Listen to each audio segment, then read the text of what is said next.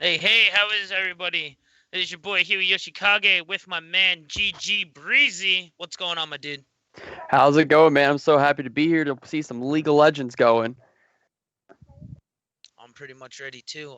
We still need a link to that, I think, actually, or an invite. Well, I'm sure everyone's still getting situated, getting all on top of it. Do you know who we have coming up for the next match? Yeah, so our first match for Season 3 of League of Legends here with the esports company is going to be Greensburg Guardians versus the Indiana Warhawks. Okay. Greenburn's Guardians from last season completely took over and destroyed in Season 2, coming out first as the champs. Nice. We had a lot of good games last season, which I was really excited to be able to cast those as well, back when those were happening. We had Altoona Steam coming in a second for most of the season until about the playoffs or the championship. And that's when Johnstown Steel, who was in last place of the power rankings, who no one expected to do anything but almost do a Cinderella run the whole way to second place.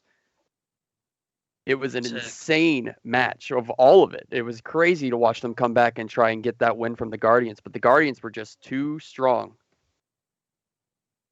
Sounds like a crazy season with a new season following up right behind it. With the new season 11, especially with these crazy mythic items coming up now, especially with the new champions coming up too. It's going to be a new season, wild one for sure too. I am really interested in seeing what these players are going to put into their new builds now that all these mythic items are coming in.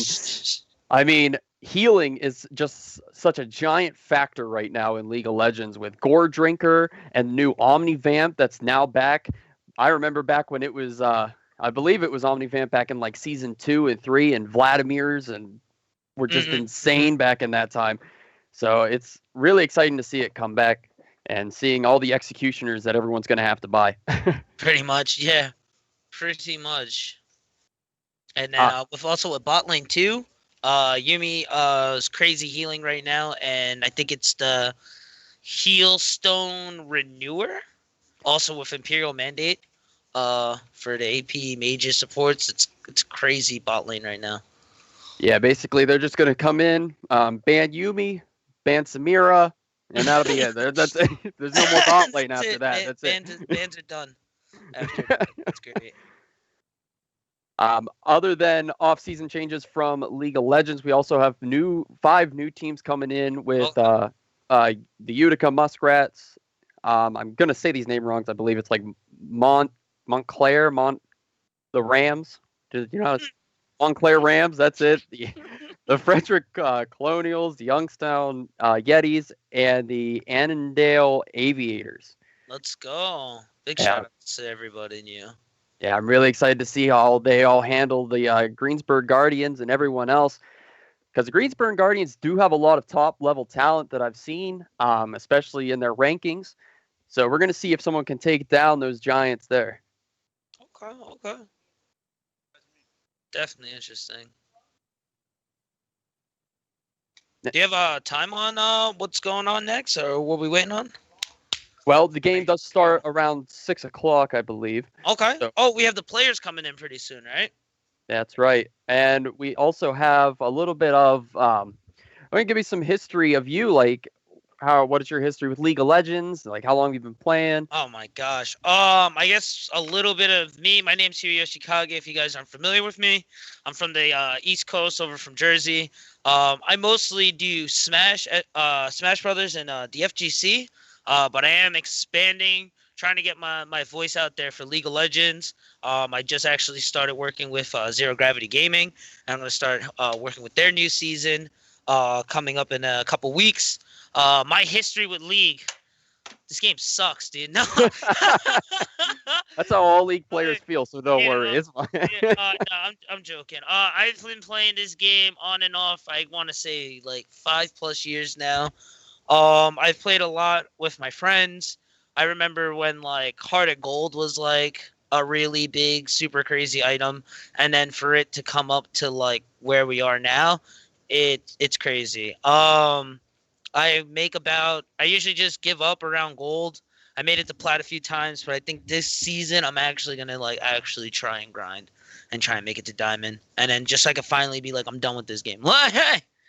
But oh yeah, and I played top for a while, and then I flipped over. I'm a support main now, so tell your friends. All right, I'm the big tank engage. I love tank engage, and I'm working on the enchanting. That's what I'm learning, the enchanting side. I'm working on Yumi, a little bit of the Nami too, to get that mage poke bot lane too. So it's not bad, not bad. Yeah, you definitely need your wide variety of supports there to continue on through. As people may have known from last season, I of course started back in the end of season 3, coming into season 4. So I was right there during all the craziness, and I even saw a little bit of APE right before that all completely died. So I am pretty far back there with some stuff. Uh, I am technically mid main now. I kind of go between mid and jungle. I play a lot of crazy Master Yi because I'm cheese. So I played up until about season 5, season 6 shifts, and that's when I quit. And then I came back in season 9 because this game's highly addictive. I have finally gotten into gold. Hey. I was hard stuck bronze 4 my entire career up until season 9, and finally knuckled down. I blame the internet. I promise you, I don't blame playing Tryndamere and Singed and wondering why I Never just that. kept feeding. But Never that. but I finally got into gold, ended gold 3, and now I'm back in the silver 3 due to the new season and trying to get out again. So I'm sure I'll figure it out. We'll get there. Don't worry. Hey, I'll you just go definitely back to get, Master man. Yi and I'll do it. Run that Duskblade E, man, and you'll be out of there real quick. That new Halo Blades Duskblade Yi is insane. That thing's crazy. That is super crazy. Yeah, back Well, when it used to be on hit with Blade of the Rune King, and This just doesn't work now. It doesn't. Like, I don't know why. It's all those new items.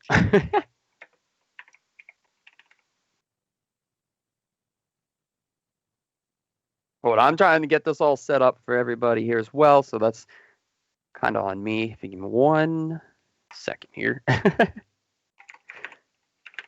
Predictions. What are you feeling about these two coming in? The Greensburg Guardians and the Indiana Warhawks. Well, honestly, I'm going just based off of names, man. You gotta go with the Warhawks. No. I was gonna say, if you could link me an OP real quick, and if I could get some info on these guys, I definitely could give you a better prediction. For sure, for sure. This is my first time coming in with these guys, so.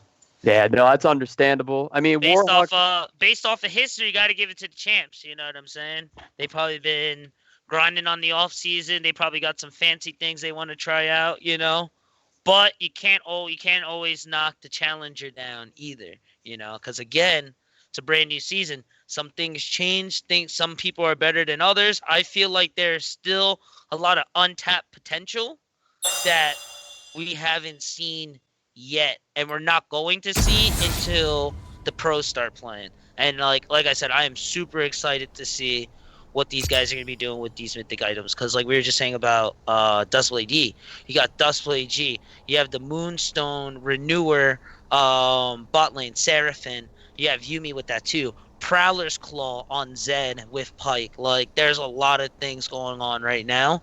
Turbo Chem Tank, on Set. Like, Set is another one that he could be playing any role. Man. Just charging you down. Yeah, and he's in any role. He's in support. He's in the mid lane. He's top. He's jungling. Like, he's everywhere. So I'm definitely excited. I'm definitely excited to see. But based off the little knowledge I have, got to give it over to the champs. If they held it down last season, they'd probably be able to hold it down this season too. For real. Yeah, it's definitely, I'm going to have to go with Greensburg from last season of how they played. They do have a couple of a roster change from what I've seen, so we're going to have to see how these new guys got some shoes to fill, and I'm really excited to see if they can take the helm and just keep going. And back to other champions that are completely crazy as well. Someone that's not getting nerfed in 11.2 is Pantheon. Which I don't understand why. The thing is they just buffed him, that's why. Yeah, but he's another person that can be played. I've seen him mid, I've seen him top, jungle, support. I'm here soon. He's gonna be playing AD carry. Every other AD carry is bad anyway, so it doesn't even matter. AD carry is now the new support role. That's true. Support is the carry bot lane now. It's like, season 11. Go out there, steal them kills. Supports. Don't worry about your Ashe. Let them build Imperial Mandate and call it a day. That's right. When you start seeing Ashe supports and Misfortune supports actually in the support role, like they're not even in the AD carry, like it's ridiculous. Yeah, it's just bad, because then you get the Ziggs and the Syndras that are coming in. Oh yeah, with the Cassiopeia as well. Yeah, like they tried to buff them. Don't get me wrong. Gale Force helped out a lot. I give it that. Imperial Shield Bow. Basically just helped out Samira really well. Like, yes, they're trying. I give them that. They're definitely trying. And I have seen some crazy outplays with Kaisas and some Caitlyn's here and there. But it's after like minute 30, and they're finally viable. I dropped it down real quick.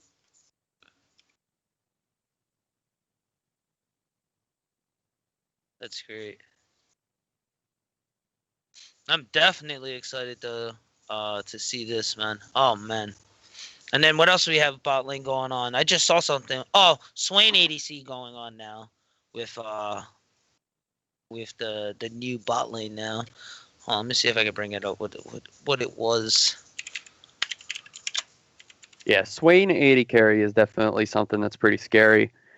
Something I haven't seen often, but I have seen like once or twice and is absolutely terrifying, is a Pantheon support with a Talia AD carry, or Talia, or however. Now I'm just thinking of that now with the CC combination. That's actually kind of horrible. Because if you go electrocute Talia, you can one-shot somebody if you get them with that knock-up. So a Pantheon comes in, stuns them, and then they're dead. It's basically a delete.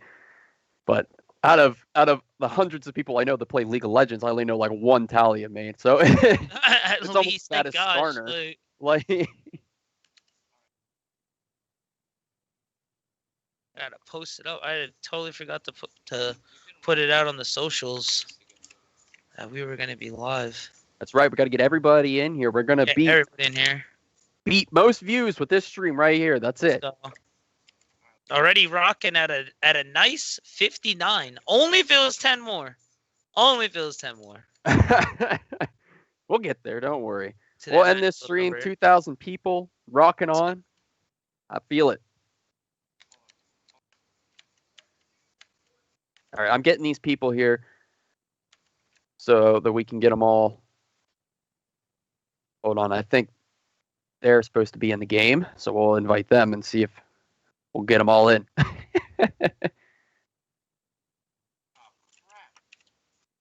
I mean, while you're doing that, we should have a word from our sponsor since everybody wants to see them real quick.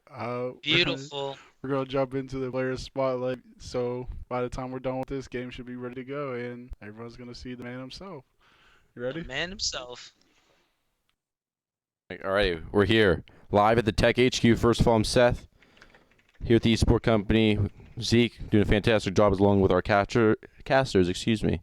So let's hop into tonight's matchup. Again, D1 and D2 will both be playing. First matchup, Division 1, Indiana Warhawks, Greensburg Guardians. You know the drill. Greensburg Guardians, the powerhouse from last season, the winners from Season 2.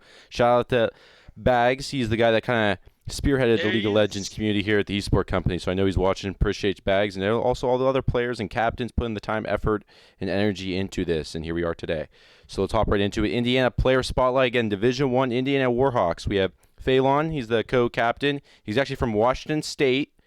His favorite League of Legends characters are, I might butcher this, bear with me, don't clip it, Aatrox and Pantheon. Again, I'm a League of Legends noob. I may get roasted on this, please. He's an avid fantasy reader. Yes, interesting facts. Again, that is his in-game name is Phaleon, so F-A-E-L-O-N. So make sure to check him out in the game. You know he loves reading some fantasies, so... let's hop into the other co-captain for the Indiana Warhawks. We got Axum. She is from Connecticut. And her favorite character is Nico, and she adores puzzles. And she's also an AGM of the Indiana Warhawks, doing a lot of things across all the different teams and rosters for the Esport Company. So there's your Indiana Warhawks Week 1 player spotlight here. And let's hop right into the opponent, which is the Greensburg Guardians. Again, they are Season 2 champions from last season. And let's talk to them. I actually talked with their captain, Jobs the Panda, earlier. He gave me some insight on what was going on. So let's hop into it. He's from Trafford, PA. His favorite character is Fiddlestick, which is, from an outsider perspective, hilarious. And he enjoys a good waterboarding session. And that is what he told me. That is what I have to say, ladies and gentlemen, in the interview. And then his brother is actually on the team. His younger brother is Squilliam, so S-C-I William. He is also a co-captain from Trafford, PA. Leona is his favorite character. He's been playing games since the age of 3. And again, he is the younger brother of Panda. So we'll see if that dynamic duo between those guys can outlive the Indiana Warhawks. So that'll be interesting to see. That's game number 1. Again, Division 1, Greensburg Guardians versus Indiana Warhawks. Let's hop into Division 2 now, which will be happening at 7:30. Right, Zeke? Yes. He said yes. Prophet is their captain over at Allentown Liberty, and they're facing off against Altoona Steam tonight. He's also from Pennsylvania. Lulu is his character. Zeke tried switching me up here. He put in my notes that Lulu is his lover. So thank you very much, Zeke, there. But I caught it. And he knows about computer science and networking, so very technical savvy. So again, that is Prophet, captain of the Allentown Liberty Division 2 team tonight. Now let's go over to the Altoona Steam Division 2.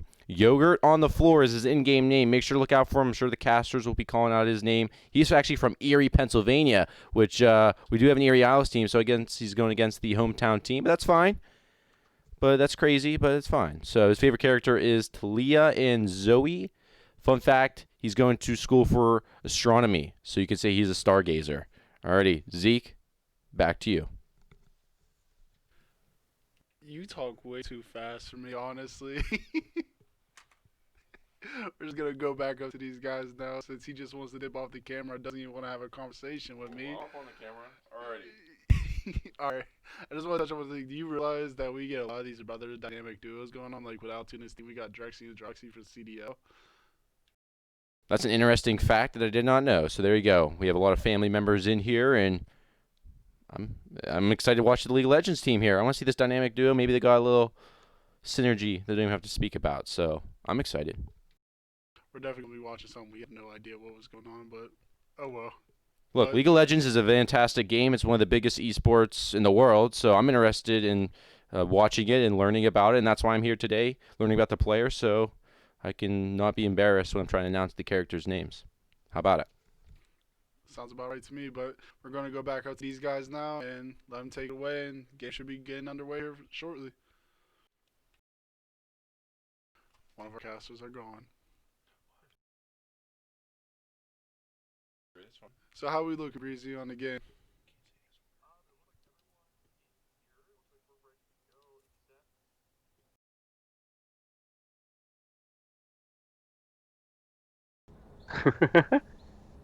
Evie has yet not to be invited, and I just realized you were muted the whole time, so you want to give them another update?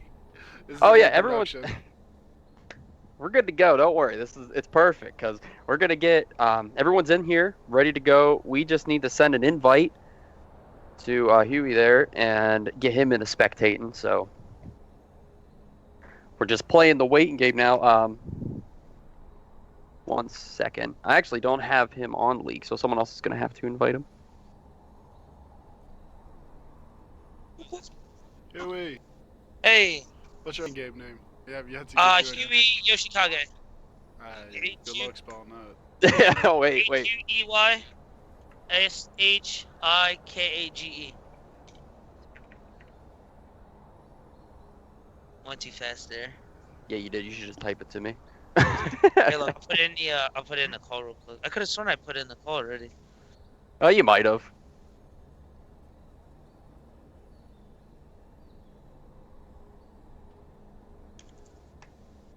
There you go. All right, I got you. Oop.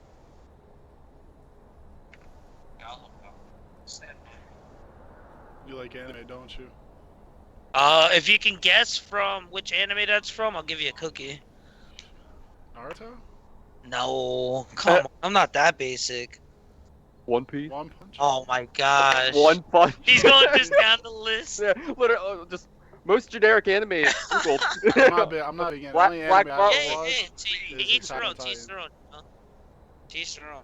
My Oh. man has been trying to get me on that one so bad. I am so sorry. I made this blind pick and not draft pick, so we're gonna have to restart this whole thing. So, you're welcome, guys. Give me 1 second. Hold on. Try this again.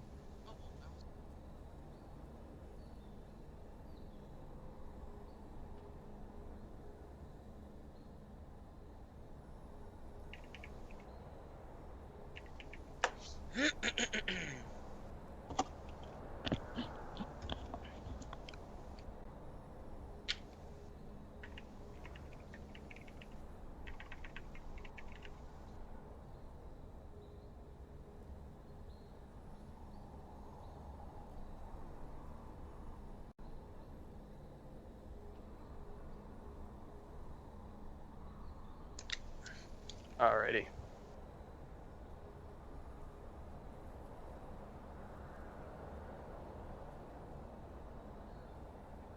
Oh, here we go, here we go. Yeah, that's my fault. Blame it on me. I'm sorry.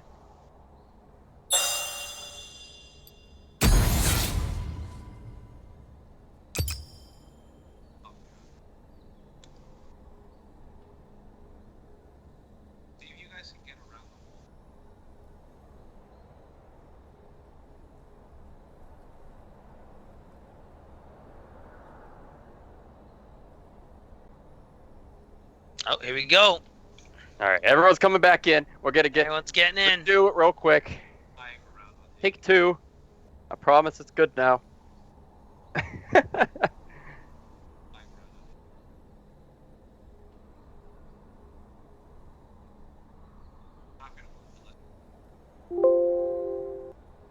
Hey, big shout outs. That's right, Virtual Arcade, baby.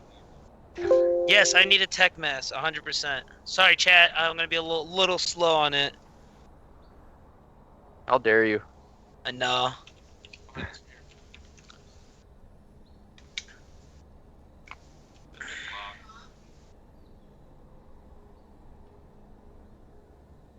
Don't worry, I'll have to get a mask as well. But I mean, I'm only wearing a mask because I am in the store. well, If I was home, I wouldn't be wearing a mask, but I gotta am be safe, currently gotta be home, safe. and I will be home for the next 2 weeks. So don't worry. Lost my sense of smell, lost my sense of taste, but I didn't lose my sense of League of Legends, Let's baby. go. Go! My man was dying and he was still playing. Let's go. You're right. I'm here, always here. All Lee Sin, all mid, all That's it. loms. Alarms. Let's Let's go. go.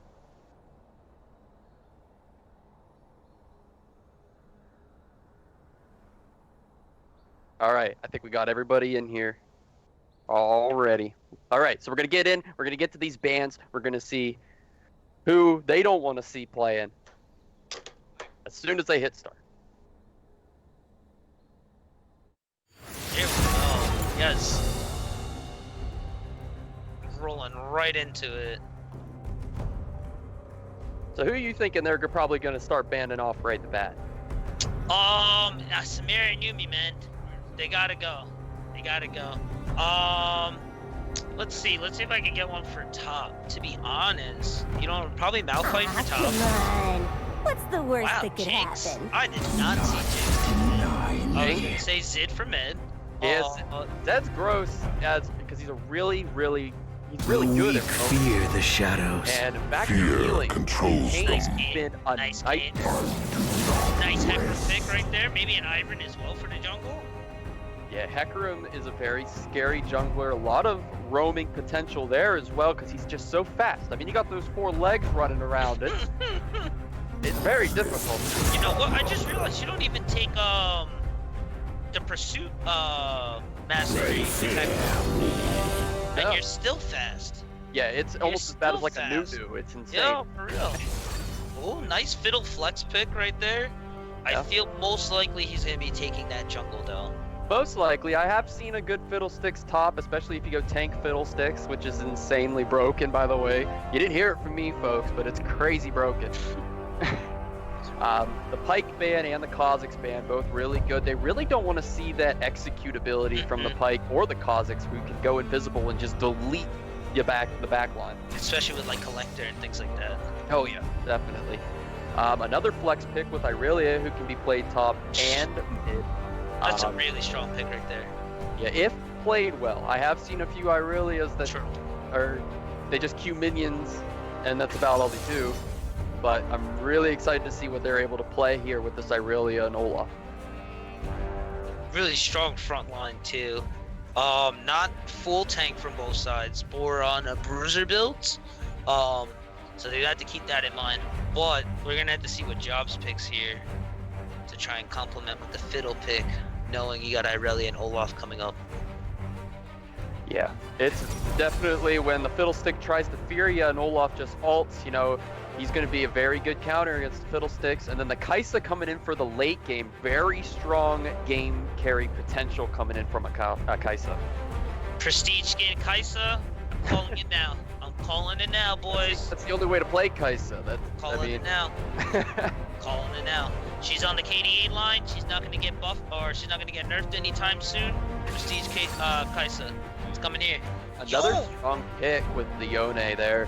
A nice shield with his W. He's going to be able to do a lot of CC as well with his ult.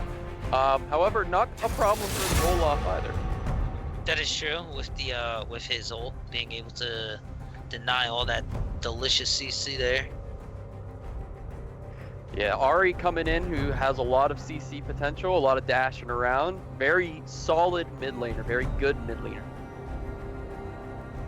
We're back into the bans here. We're going to see exactly who they don't want to see. Malphite. There it is. You were right, because Malphite is pretty scary. Still Over a here. straight AP or straight Sharpening my tank. He's feathers. very dangerous. The Xayah ban. I have seen some pretty good Xayah plays coming in from these teams. So, Maybe bot lane hasn't shown yet either, so it's a pretty good pick there too. yeah, Xayah can be very scary, especially when you get a Rakan in there as well. That duo is just too much. Who questions my ability? Ooh, the Wukong pick there too. That's another one right there with Gore Drinker and some strong CC. Sona. Going against support Sona bot there. I would have been Just happened. Seraphine over Sona, honestly. Seraphine is amazing, and I play her mid, and I love her to death. Yeah, all these haters can go away. I don't care. I bought the KDA skin. I Oh have no. Don't worry. Spent $10 to end. No. Hey, I have a 60% win rate with her mid. I don't want to care. Arcane comment. Play your Zed against me. I'm killing. Nice pick right there.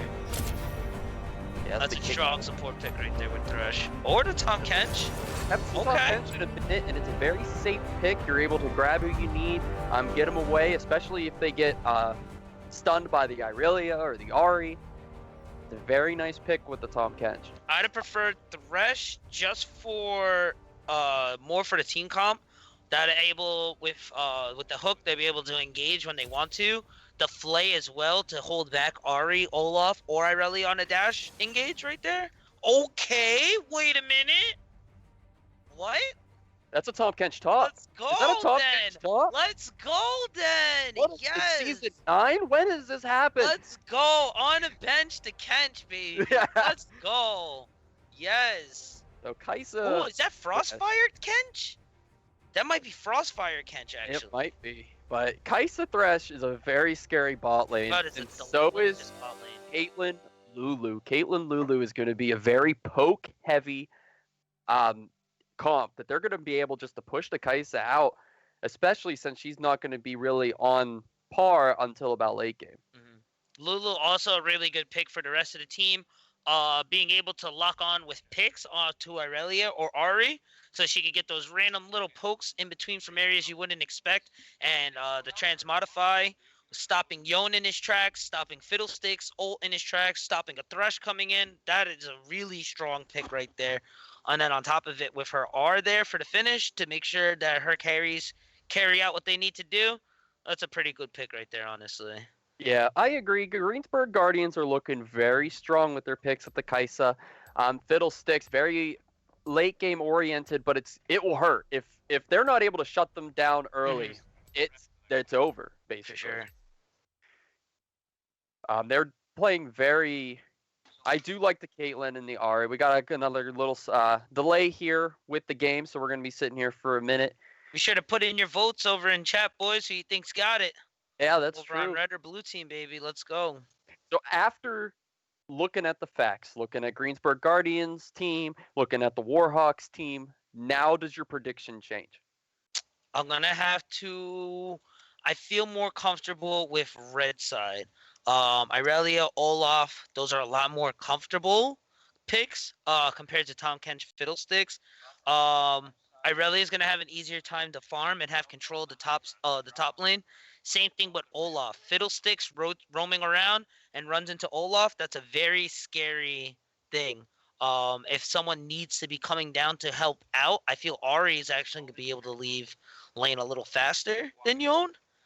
Bot lane, bot lane's going to be really crazy. If Caitlyn and Lulu are able to hold down that poke and keep them under wraps, they'll be fine. If Kaisa and Thresh get a nice hook off of Lulu, or they're able to get Caitlyn and really lock her down and take her out, that can be scary. If blue side pops off early, very scary. If red team can hold out, farm up for 6, and kind of just hang out until mid-late game, they got it for sure. So hopefully we'll see blue team going for crazy invade or something like that to kind of lock down that early game and kind of get Fiddlesticks kind of an advantage in the jungle. Or I don't know. It looks very scary for blue side, honestly. Yeah, the good thing, I've seen some crazy plays from the Greensburg Guardians, so unbenching the Kench might play to their advantage here. I'm really excited to see what they're going to be able to do with all of this. And prediction-wise, Just by champion select alone, I'm really liking the Warhawks team. Just like you said with the Irelia Olaf, if they're able to come down on that early game really hard, especially Olaf with Caitlyn, just if Olaf is able to get everywhere that he needs to until Fiddlestick hits 6, it might be GG by then. So it's so difficult to choose because knowing the players and getting a feeling for them, I might have to switch it. I think I'm gonna go with the Warhawks just based on champion select if they're able to shut it down early. I definitely have to see. Either way, it's going to be a good match, and I am excited. I really want to see Kench just get big, and just kind of shoot out that with the it's not Frostfire. What is that new mythic? That's are you talking about? Everfrost, I think. Yeah, it's either the Frostfire Gauntlet. Listen, tanks as of now. Yep. Tanks are insane in season 11 as we're coming into the game right now. Like if you see a Cho'Gath come into your game or something, you might as well as just leave. It's insane. Cho'Gath right now is insane late. He gets so big, too big. He gets too big. Well, we're loading into the game here. It's time to see if they pulled out any wonky runes or anything that they got going. It looks pretty normal. Nothing too crazy here. We got a bunch of nice looking skins. It wasn't the KDA Kaisa, but we have the KDA Ari, if that counts. There it is. So it kind of works out, right? KDA all out of money. Tahm Kench with the Grasp of the Undying, which actually isn't too bad. He'll be able to get those procs off to try to keep himself in lane a little bit longer. I'm surprised he didn't go with Biscuits for his second so that he would be able to keep away from the poke from the Irelia. But we'll have to see what happens. I think he took the precision to do more damage. Yeah, he's starting Doran's Blade, if you see that. Hey. That is really strange. That's an AD Tahm Kench? Not even a Doran's Shield. He has no respect to this Irelia. Yeah, for real. There we go. Yeah, they're definitely looking for the invade, but the Thresh had the ward there, but there's not stopping. That's the Flash Charm, but it is going to miss, so they're just going to back away. Just catch it real quick. Sure, are you back? I am at 115 now. Yeah, and you see the Tahm Kench hitting the Irelia there, who was sitting there hiding. Yep. That's the nice stun from the Irelia just to see if she can get away. Decent damage there. Yeah, maybe that Doran's Blade might be doing something for him. But looks like they're just going to take the red here on the top side, which means Olaf might have to try to do a split jungle. Ari tried to do a little bit of damage there, just trying to stop him, but it doesn't look like they're not going to stop, and they're going to get that red buff. Just trying to do as much as possible there. Nice charm there. Oh, she got the reset. Oh, that's unfortunate there. Yeah, that was really nice, but Olaf is going to go ahead and go and take his red, so we're going to have a nice split jungle. Oh, Yone coming in. That was a weird approach there for Yone. He's going to have to take the electrocute proc there too. Very nice. Yeah, so far so good. Yeah, looking good for the Warhawks here as they're getting off a nice bit of damage. Looks like Level 2 over here. Ooh. Yeah, just the miss from the Thresh. But Tahm Kench is looking pretty good on that top lane, trying to keep it pushed or frozen there in the mid.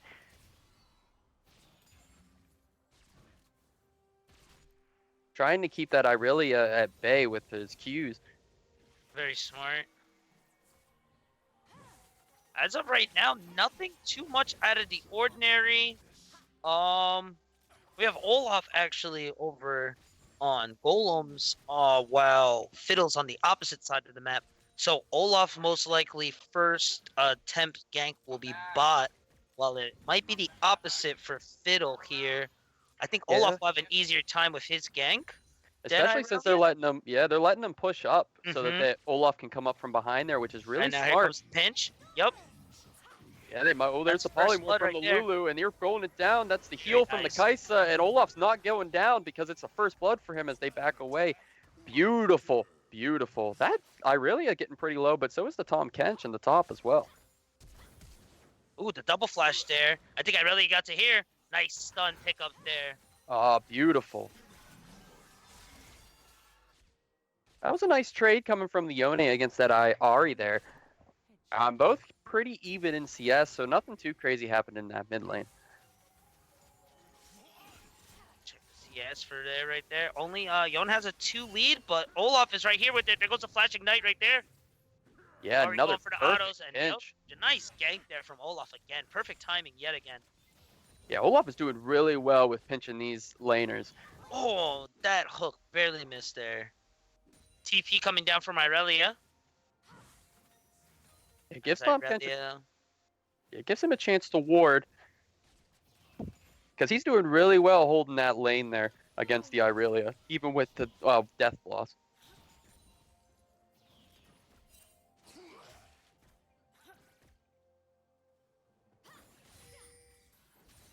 He's got to be careful missing that CC with Tahm Kench.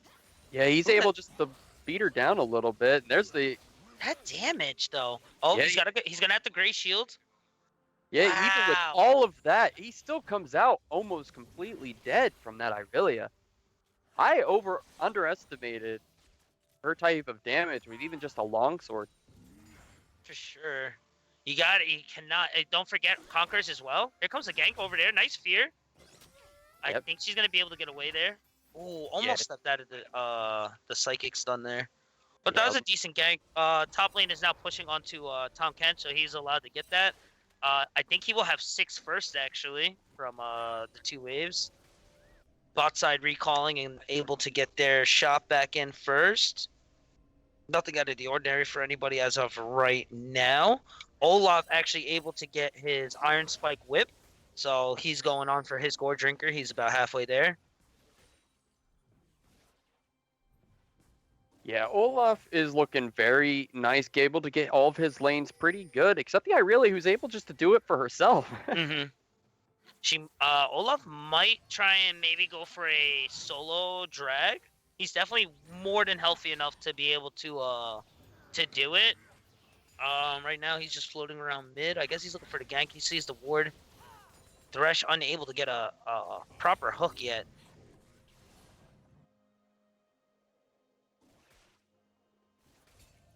Uh-oh.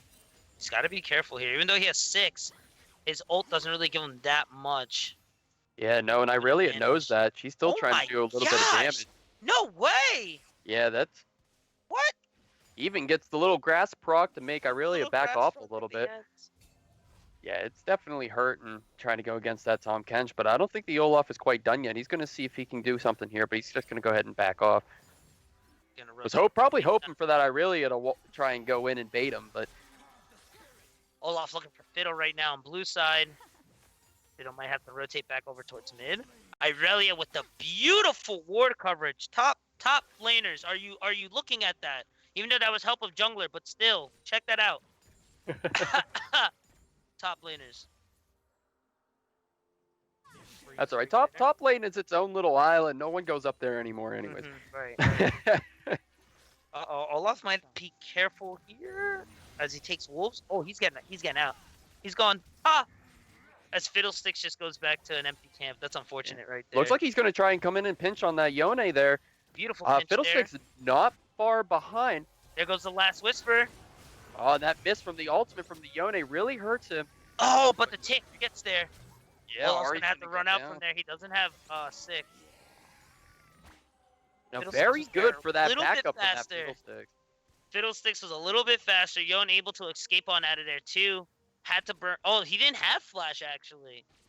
In that exchange, he actually just stepped away perfectly, which was good. Super sweet. Yeah, that was really good on Greensburg's part. And now he's going to be able to get that top jungle Ooh, nice again, hook. Here we go. He doesn't have play though, so the flash pops. Ignite popped off as well. Just gonna be able to walk away from there. Yeah, Lulu getting really low, really scary, but didn't pop her flash, which is kind of exciting, especially the Caitlyn not having to do the heal either. That whimsical W from Lulu was beautiful, stopping the play combo right there, startup. And then Yeah. Thresh, already using play, wasn't able to really fully chain CC when he actually did catch him there. Ahri rotating onto Fiddle. I think he's caught on a ward. Olaf, I think, is going to go and try and solo drag now. Yeah, Yone coming that- up on against that that Ari, wall, though. Looks like they're going to get caught out here. Wow, she did a lot of damage to that Yone. He's just going to have to go back. Looks like Olaf looking for that solo dragon, though, which is pretty smart on his part since he saw that the Fiddlesticks was top. That was a beautiful call from the team there. Tom Kench with a Sheen as of right now. So that is Triforce he's going into. Irelia with Vamptic Scepter. That could be a couple things. Berserker Greaves started onto Kate with the Noon Quiver onto Kaisa. So nothing out of the ordinary there, honestly. No, I really probably going for a Blade of the Rune King, which is usually a very nice start. Go from Blade of the Rune King into a Trinity Force.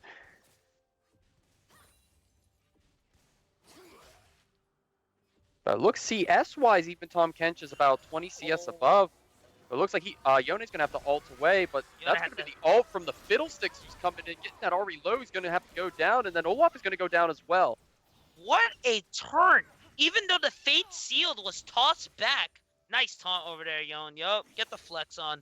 Even though Fate Sealed was tossed back, the Crow Storm was more than enough to able to stop the Foxfire Dash and Olaf's Ragnarok there too, which I'm actually really surprised there.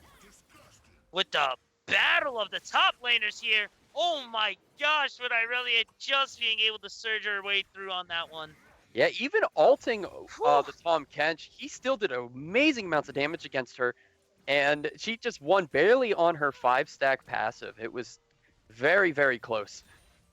Too close for a Tom Kench. It's a little unfortunate that his Tom Kench, his 6 doesn't really do much for him compared to Irelia's 6.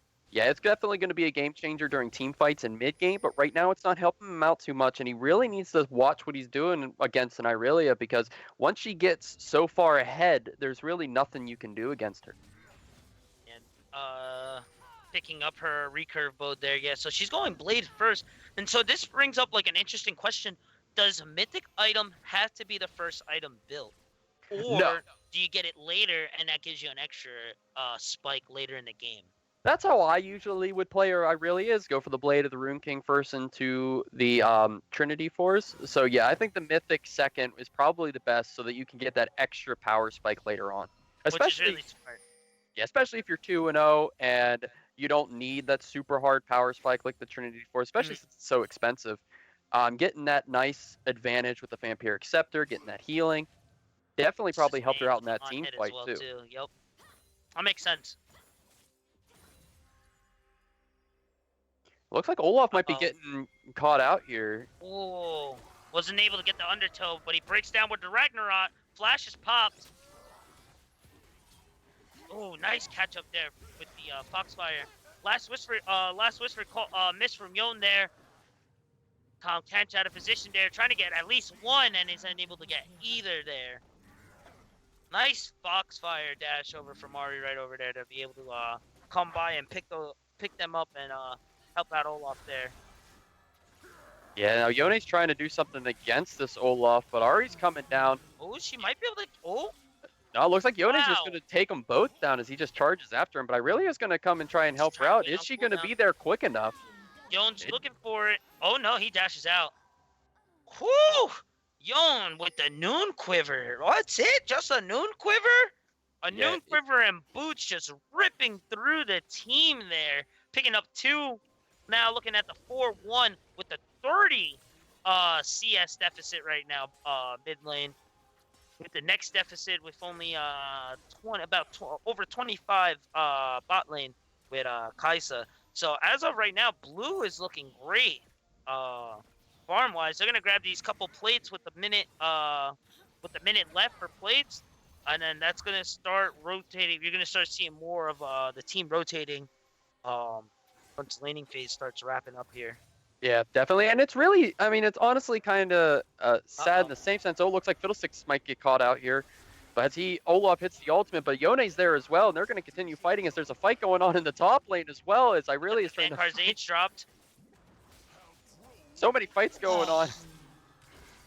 Irelia getting the Tom Kench down while looks like they're just poking All everyone right, back looking and around forth. for the wrap. Oh, Lulu caught there with the hook flay. Olaf with no ult for Ragnarok there. I'm gonna be able to do much there. Oh, Kaisa with the ult there, dropping down the killer instinct on Caitlyn. Don't look at the finish, who has to go back to his soul, and that is Drag coming up. That was a great team fight for Blue Side right there. Yeah, Greensburg Guardians definitely looking very good from that team fight. But I really, from the Warhawks, it's just wait until she's able just to 1v9 the game is all she's honestly trying to do here. But back what I was saying, it is kind of sad that every time I try to talk here, another crazy thing happens as Yone ults down the Ari and That completely was one-shots her. pretty. Hair Fate was sealed right there. Oh man, that was pretty. Yeah, that was a very nice all-in from the Yone, just completely shutting her down. But Olaf really needs to take a little bit more of a look into that bot lane with the Caitlyn. Looks like they're trying to continue on with the fighting here as Yone continues knocking down that Lulu, who's at a 25% health now. So they are going to have to give this dragon completely without even contesting. So this is, yep, it will be Mountain Soul for this fight, which honestly will help both teams out tremendously. And you don't want to see Mountain Soul on either team. What is that? The plus 24% magic and armor resist too? I believe so. Now you're asking me, and it completely makes me draw a blank on everything. I'm pretty sure you get 8 magic resistant armor for each dragon. So I'll give you the 24 right there. As we have red bot side push in. This will be the second tower of the game. Yeah, because Olaf first really tower. wanted to shut down that Kaisa early, like we were talking about, because now, without ever looking at the bot lane except for that one gank in the early, Kaisa's She's going to be staying able ahead. to, yeah, she's, even if everyone else, like the Yone not being 7-1, that Kaisa's going to be able to just straight up carry.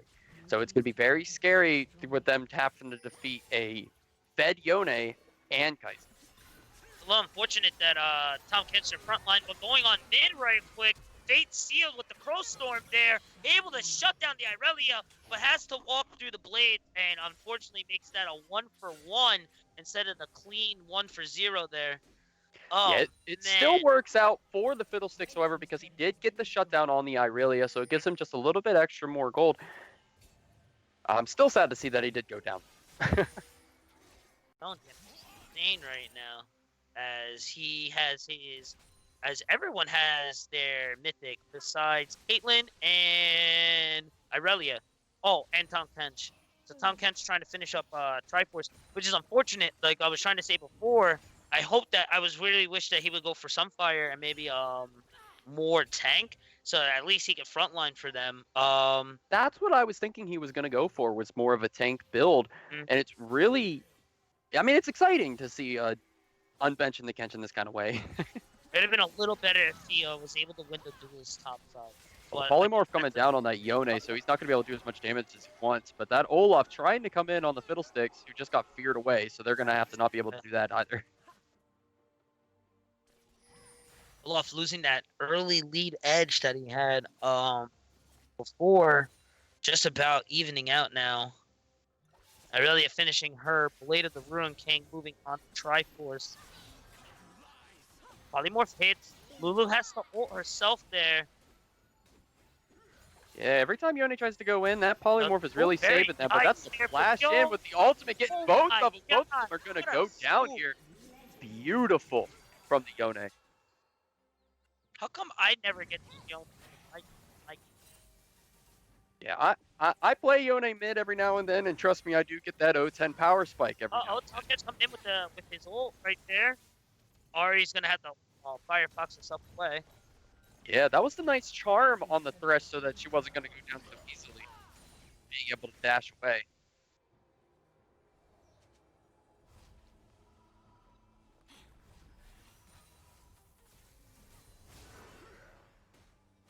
Oh, there's the Ghost coming in from the Olaf, who's going to try and ult. Like they're trying to get something in here, but that Olaf is actually going to go down before he gets, but he gets Thresh before. And Ari's going to go down as well, coming from 4-man top there. Nice Caitlyn rotation ults there. the Tom Kench just for damage. Yeah, things are not looking good for the Warhawks here. Nice Herald pickup there as well as they push in on tier 2 top. Yon looking for the dive. Scoops 2. Doesn't have ult there, unfortunately. Else he would have chained it there. Lulu again having to use Wild Growth on herself. As Herald knocks into tier 3 and with only about 200. Yep, right? Yeah. Got 500 left on tier 3 top for them as Blue Team rotates and gets a beautiful reset that they well deserve there. That was a beautiful transition there from Herald to her 2 towers. I think 4 kills altogether. 35 seconds left on Mountain Drake here. So this will be the first one as Lulu and Thresh go to ward and clear vision for their team. Yeah, Dragon's going to come down here. Everyone's trying to get there. The teleport from the Tom Kench trying to stop that Irelia from pushing that bot lane so that they can get some type of priority. They're going to have to push out mid first, too, to regain priority there. Tom Kench's going to have to be a little careful there. Dodges the CC. Lulu on the side, though. Yeah, Tom Kench Oh, might the be in some bad flash. here. The flash from the Lulu. Going That's for the Whimsical there. There it goes. There goes the Spirit Rush. Tom Kench caught out. Thresh coming in to try to provide some support, but is unable there. Gets picked himself. Crowstorm coming in hot. Well, the Killer Instinct and the final Whisper comes down from Yon. Looking for the triple. Kaisa looking to pick up the last 2 as well. Caitlyn for the last for the ace. I think she's gonna be able to get Yeah, that was beautiful and it's not looking good. out for Warhawk. there. Unfortunately, there Tom Kench getting picked up there. Fresh trying his best to try and save the homie, but the rest of the squad able to pick them up from the Crowstorm and that beautiful Fate Seal wombo combo there. With Heist's Killer Instinct wrapping back around the team while they're dealing with them in the front. That was sexy. Yeah, 10-1-6 Yone, 2-0-4 Kaisa. Very, very difficult to come back from this. However, I mean, it is only a 6,000 gold lead, which is a lot, but there might be, if they're able to outplay just a few team fights, they might be able to come back into this. However, it is a long shot. I'm going to say it. Oh! Yon! Doesn't care! He does so much damage right now. He's so fed that he's able just to come in and leave as he pleases.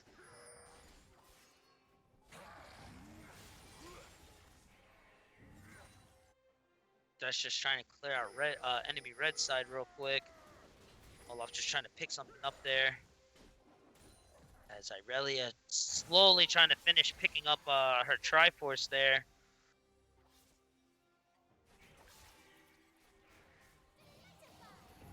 Ooh, hook there to the play. Lulu's gone. Have to ult herself Flame again. seal there for Caitlyn. Looking for the triple. Oh, Kaisa steals it. That's a KS. That's a KS. I've seen one before. Again, Greensburg Guardian is looking beautiful. You got a pause in the game? Yeah, I was about to ask if my internet went down. Did we What's, freeze? I think we got a pause there. is it a pause? Hello, creators. What happened?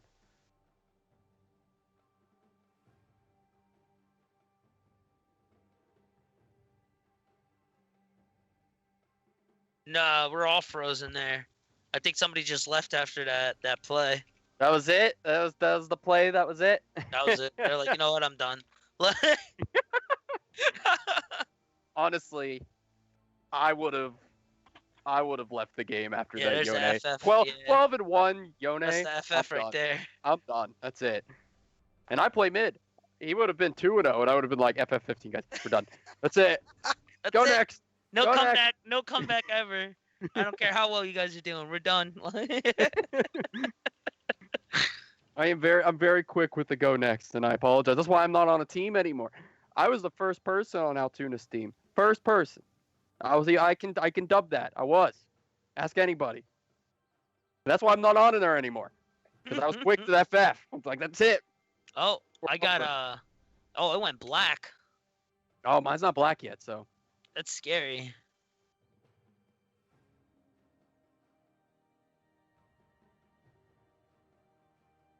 I can't see anything. Olaf is a black goop. However, I mean, back to the game at hand. Even though we're on Frozen, we can still talk about it. Of course. Really, really surprising that they have a Fiddlesticks, a Tom Kench, a Yone, even a Kaisa, and nobody bought Grievous Wounds. Nobody. On the Not one grievous wounds on the other side. That is insane to me.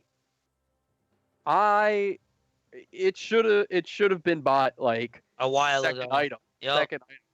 for sure. Wait for this beautiful, beautiful pause. Even with an Olaf, I feel like Olaf. I mean, you're so far ahead, you don't really need it, but I would still buy an Executioner's. Mm-hmm. I don't know. I always buy, even if there's like no healing in the game. Just season 11, like I back and buy an Executioner's like first. Just item. Just cause. It There's don't so even matter much who's there. anymore. Just grab one anyway. Yeah, I don't Someone's even healing. know who heals anymore. Someone's For all I healing, know, dude. I'll be walking around and like, I don't even know. I can't even think of anybody that doesn't heal because everybody heals nowadays. Be like an Ezreal Qs me and he's from 3% health to 100% health in 1 Q. And I'm like, what just happened? Why is everyone healing? But don't worry. Don't worry. The thing that they nerfed in 11.2 is Ravenous Hunter. Because they said they wanted to stop the healing. So they nerfed Ravenous Hunter, not Gore Drinker, nothing else, from 2% to 1.7%. Right. Because, you know, that'll save. That's the that's heals it. right there. Yep, that's it. Everything's good. They are nerfing Aatrox, though, so I give them that. Okay, that's good for them. I'm not sure who DC'd there on that one.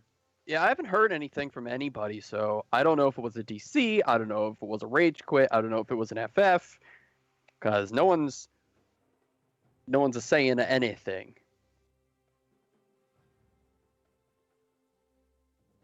Oh, I think chat figured out. I think it was an FF. Don't quote me on that. But I If think they have- it's, If they FF, I'd like to know that like as quick as possible, so we can get into a new game, get it course. going, get into the ban, so that they can ban set it's again. just getting exciting. Get ban Malphite. Everyone who's tuned in and kept it locked, we appreciate you guys so much as we try and get everything going for game 2. As we try and finish game 1, hopefully. We'll see though.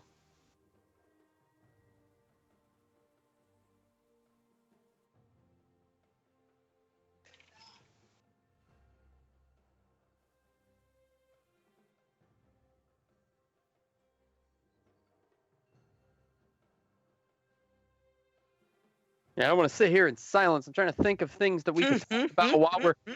I do apologize to our viewers here. It kind of threw us out for a loop, so I'm trying to like figure it out. Hold on. Someone just messaged me. Let me see. Oh, there we go. Let's see. Was it? Getting views from upstairs. That's right. I'm asking if it was an FF or what happened. Huh? I could barely hear you if you're talking, Lord. There we go. Hey, I got there you we now. go.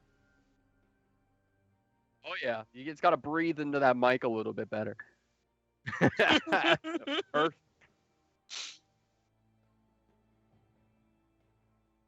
Okay. Oh wow.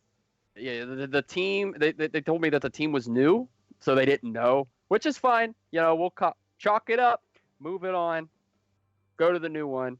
So we'll exit out of that game, restart a new one here. GG's guys, GG's. Big shout outs to both Indiana Warhawks and the Greensburg Guardians right over there for that first game. GG's to GG for winning game 1. Yeah, beautiful display. It there. How do you leave? You hit the escape button and it should pop up and you should be able just to leave. Yeah, that's right. Sorry, I didn't mean to say lame. All right. All right, cool. Gotta make sure my hair Very looks nice. nice. Mine doesn't. It's all good. All right, we're getting into game 2 now, right? That's righty. Alrighty. think- If you don't mind me real quick, if you could just give me a quick couple minutes, I'm just gonna stand up, take a quick stretch, and run to the bathroom real quick. Alrighty. Do you sure to keep it locked for game 2? Let's see if the Warhawks will be able to do a little something. They learned something from game 1, and see if they'll be able to adapt and change their game plans a little bit off of game 1, and see if they'll be able to do something a little better. But on that note, we'll be right back.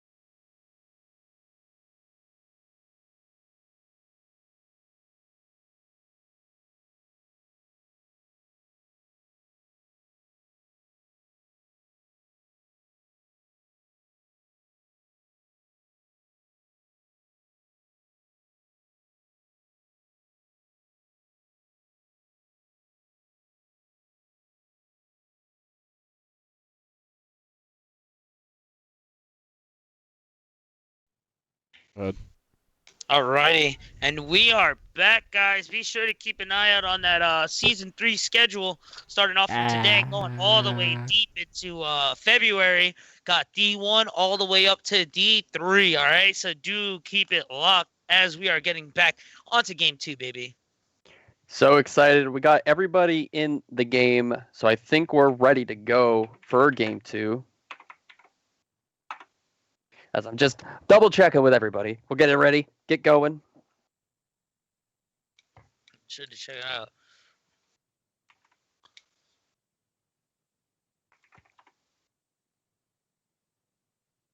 All right, All here we here go. Into the bands. Who do you think they're going to ban this time? Yon. I'm definitely feeling a nice Yone ban. Guardians might ban the Irelia because that Irelia was pretty strong looking. That If was they're actually able to keep it, that was a tough one. there's the Olaf. Olaf ban. Yep. Smart. Olaf was doing really good in that early game.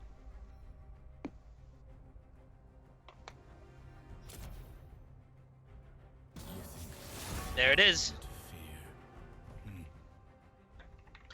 Calls it Slexism. Yeah, so Zed, Yone, they're going to get out these really strong mid lane picks. Sharpening my feathers. Zaya, gone again. I really don't want to see They really don't the want to play Warhawks against playing Zaya, huh? against Zaya. And there's the Fiddlesticks ban. They really didn't like that ultimate coming in on some of those keen team fights that really changed the game.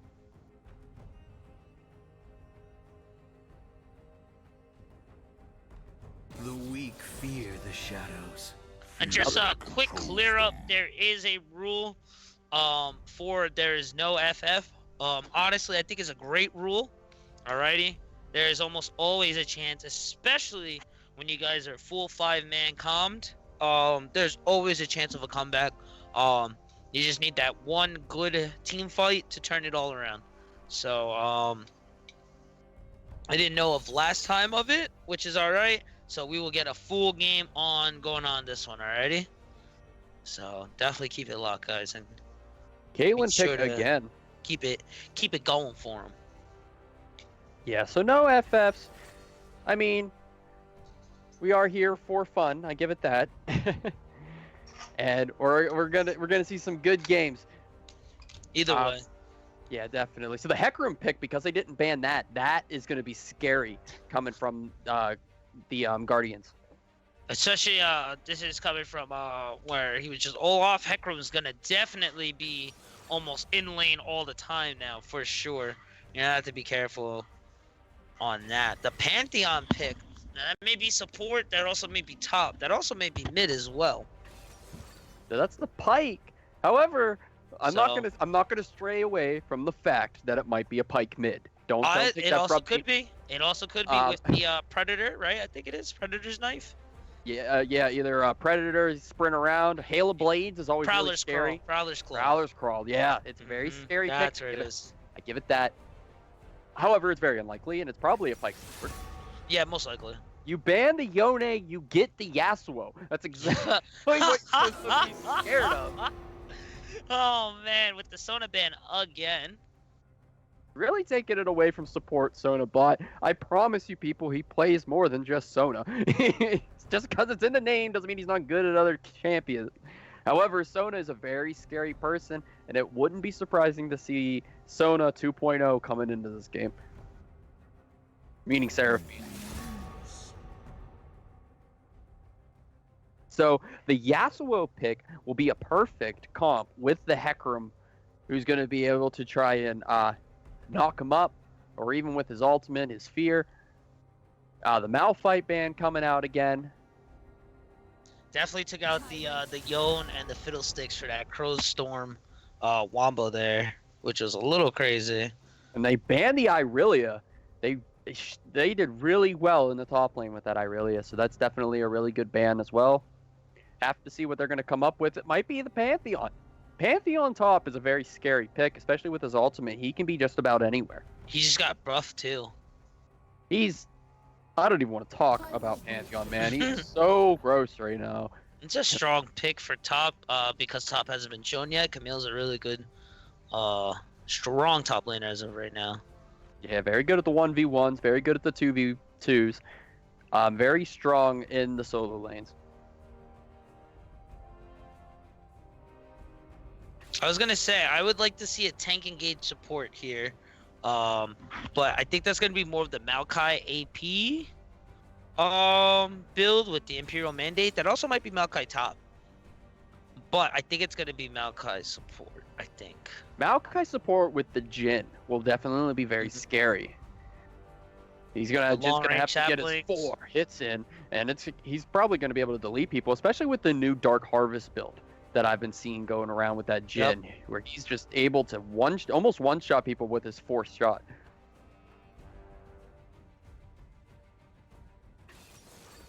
And So I that's guess it's Pantheon jungle then, with Lux mid, Kate and Pike, bot with Kale top.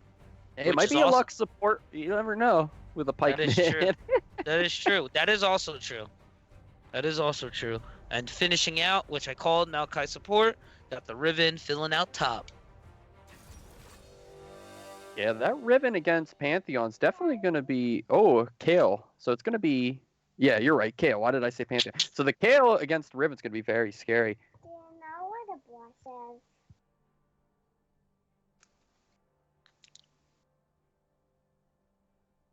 So Riven definitely has top lane. And this is another one where they don't want to give early too hard. Red side is looking beautiful. With their snowbally comp over here. Oh, yeah. And as soon as 6 hits and Maokai's brambles are coming down, it's a wrap. As soon as he gets and then Yasuo has what? 3? He's got Hecarim's knock up, he's got Riven's knock up, and then he has Maokai's knock up, followed by his own knock up. That's right. We're going to see a lot of Hasaki's stuff going around as we get to level 6. The Pike against the And I'm Yasuo is actually actually going to be surprised pretty that's a Pike exciting. mid, honestly. He's going to have to roam a lot to help With keep the up. Pantheon roam, though, that can be a very scary combo, especially come 6. That's gonna be it's gonna be really hard. But with Kale late game, that's scary. Kale Yeah. late game is scary. Kale after 14 is scary. Well, Bot lane is. I'm gonna have to go over to red side. I love that Jin Maokai combo. Maokai is gonna keep them away from the wave with saplings. As long as they're placed properly. Caitlyn and Lux are gonna have a hard time to come up and approach the wave, let alone outduel Jin and Maokai. Maokai being able to do his twisted or his twisted advance, able to go through Lux's Q and any traps that Caitlyn drops because he becomes untargetable. And then once he locks down onto someone, Jin can long range shot with his W and continue the chain CC right there. By then, either Lux or Caitlyn are popped. So I'm real scared for Caitlyn and Lux bot lane. yeah, they have the poke for them on their side, even though Maokai does have a saplings and everything. So I give him that. However, Jin is so scary right now. It's going to be very hard for the Warhawks going to try and get in the late game for that Kale. Mm-hmm. Especially if we look back at the last game where Yone was able to pop off so strong and the Fiddlesticks was able to pop off so strong. Yeah. Yep. It was going to be almost a 10k gold lead before a Kale would have been For able sure. to pop off. Yep. So they're going to really need to check themselves, trying to play it slow, trying to work on their CS, and make sure they're not looking for too many crazy fights in this early game, and see if they're going to be able to get into that late game. This So would definitely be a good one for sure. Maybe an invade from red side. Maybe it's not needed. I think both of them. Honestly, I wouldn't be shocked if one went one way to invade and the one went the other way, and they just I completely believe that. miss each Definitely other. believe that. They both have such good invade comps. With the Hecarim, the Maokai, or the Pike and the Lux, even the Pantheon if he starts his W. Invade is there for both of them, and I'm really excited to see which one's going to do it. Let's see. I don't think there will be an invade though. I'm gonna say I don't think so. We'll see though for sure as we get in game 2. Woo! I'm so Let's go. excited.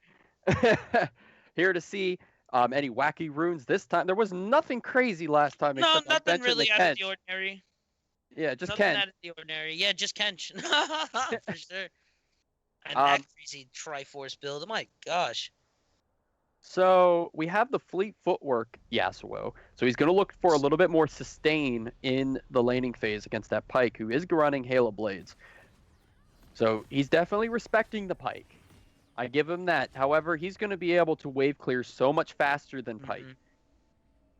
Halo Blades on Pyke, nothing out of the ordinary. A lot of Conquerors. Aftershock Maokai, actually, which is a little bit more of a surprise than, I guess, the Meteor AP build. Mm-hmm. Cleanse on Jin as well for the traps and the Q. I wouldn't be too worried about it, but this is D1, D2 is after chat. So do keep that in mind and keep that locked, alrighty? That's right. And we're looking at the invade coming in from the Warhawks, who have a really good team to do it. So they might be able to pick something here or even get a flash as long as they don't flash themselves. Yeah, sums would be worth. Sums definitely make it worth. Is he going to get it? A lot Oh, of vision on blue side. Yeah, it looks like they're up on top there as well. So nothing too crazy. Just getting some wards down. That sapling. Sheesh. About 120. Is that where you're at? I had to fast forward a little bit. 122 Yeah, now. yeah, Or no, okay. 125 now. Yeah, okay. So we're good. I had to fast forward a little bit for some strange reason, but we're good. We're here. Start on red side for Pantheon. And Okay. Hecarim starting on his blue side. Oh, nice trap. There's the tri-bush cheese. Very nice. I love this. I love this. Watch the damage. Watch the damage. Pop, pop, pop, pop, pop. There goes the flash. Beautiful. Yeah, that was Great really way good to for start them. it. Great way to start it. Even Pyke was trying to use that Halo Blades for an early fight, but he's still Pulled not into getting a the lot. tower. Yeah, looking really good now. He didn't win the early game fight that they had right before the wave, but he definitely pulled him in the tower there, and that was really smart from the Pyke's part. Both out of pots now because they're already fighting so much, but Ooh, that looks the Ignite's down. That's first. Oh, that Pantheon with the coming in with rotation, the though. yeah, the flash stun from the Pantheon was beautiful. Almost saved him there. Riven, Bully, and Kale right there. Not much of a surprise there. Trying to do the most that she can. Press attack has clipped. Yeah, she's gonna have to bully that Kale hard so that she doesn't get the carry in the late game. Correct. Looking top side right now. While Pantheon goes and rotates for his blue side.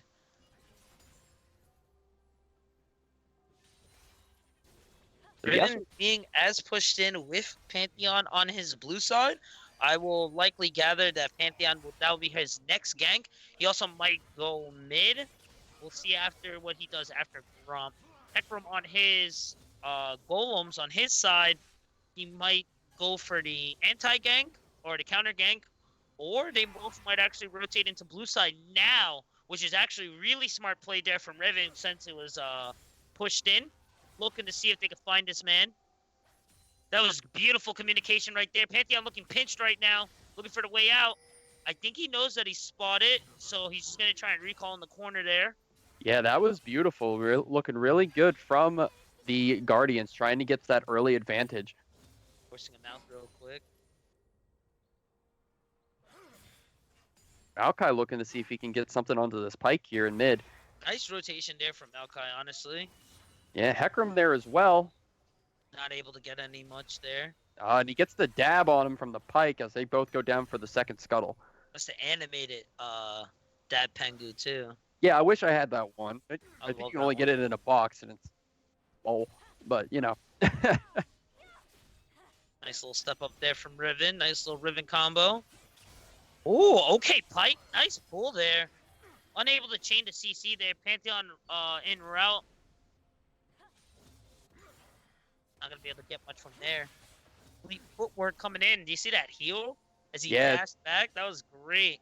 That is definitely the sustain that Yasuo was looking for because he knew he was going to have a lot of hits from that Pyke Halo Blades. Maokai in a little bit of trouble here. Nice twisted advance to get it at his CC chain, but it's still not going to be enough. Yasuo going to try to pick up one.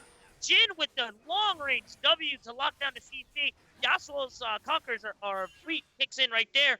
Oh man, the twisted advance saplings there. Hecarim is there looking for it, gets the triangle. Get the 2 for 1 Beautiful activate. from the What Hecarim a there. flip. What a flip there. Yeah, that last second wind wall from the Yasuo was really nice on that stun for that Pike, but that damage from the Pantheon Q going on that Maokai was just insane. Yeah, for sure. That was actually a little reckless right there. On Alkai, but being able to get picked up from Yasuo and Hecarim there, so that makes it definitely a fair trade. If Riven's able just to freeze up there on top lane, it's Hang out. GG for Kale. And Jin there, being able to get all that solo experience, now has a full level ahead of Caitlyn. Also 2 levels ahead of Lux, which is really awesome right there. So that was a definitely good play.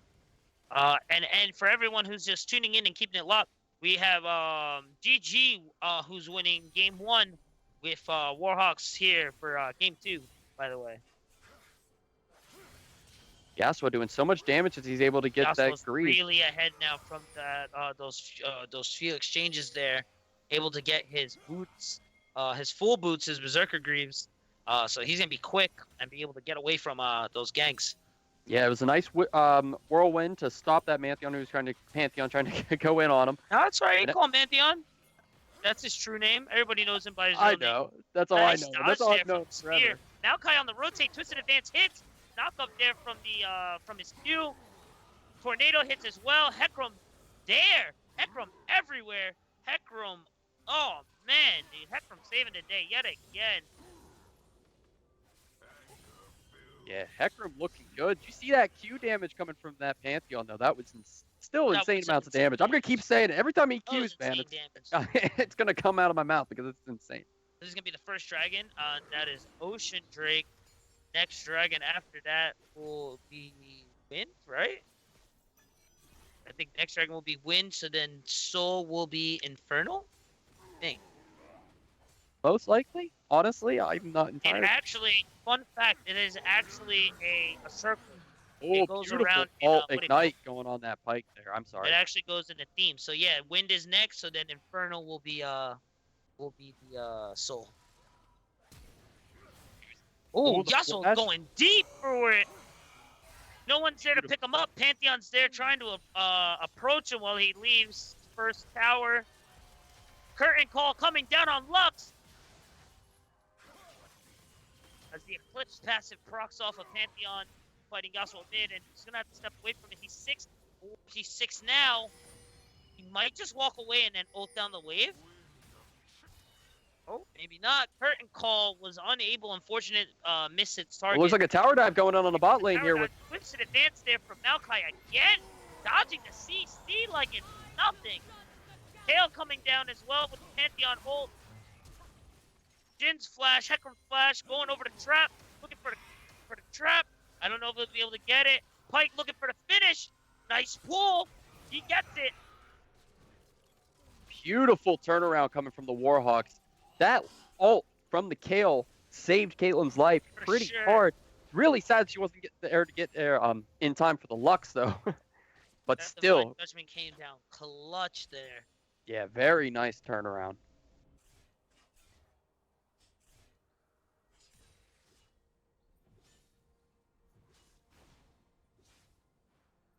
This Yasuo being 3-1 and 2 is definitely looking a lot like Yone from last game. It's the Wind Brothers there. I know. Why Riot ever thought that it was okay to make 2 Yasuos, I'll never know.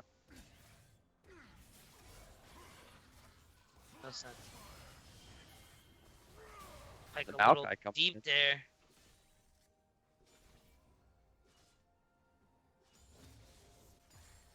One's got to be a little wary of what fight she picks with Kale now.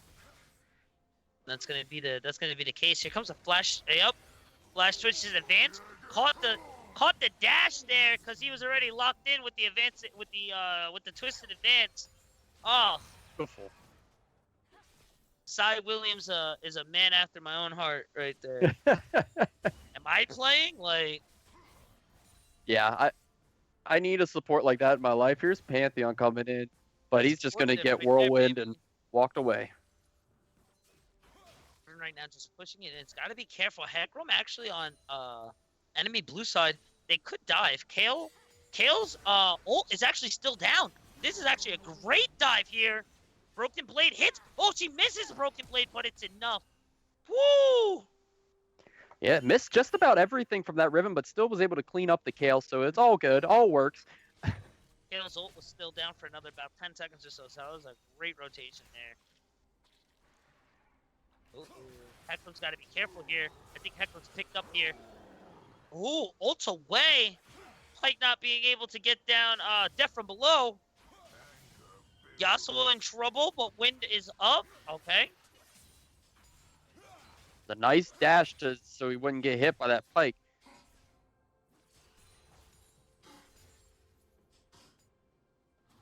Just gonna put the Yeah, Warhawk's really trying to find anything here just to get a pick, just so they can come back into this game.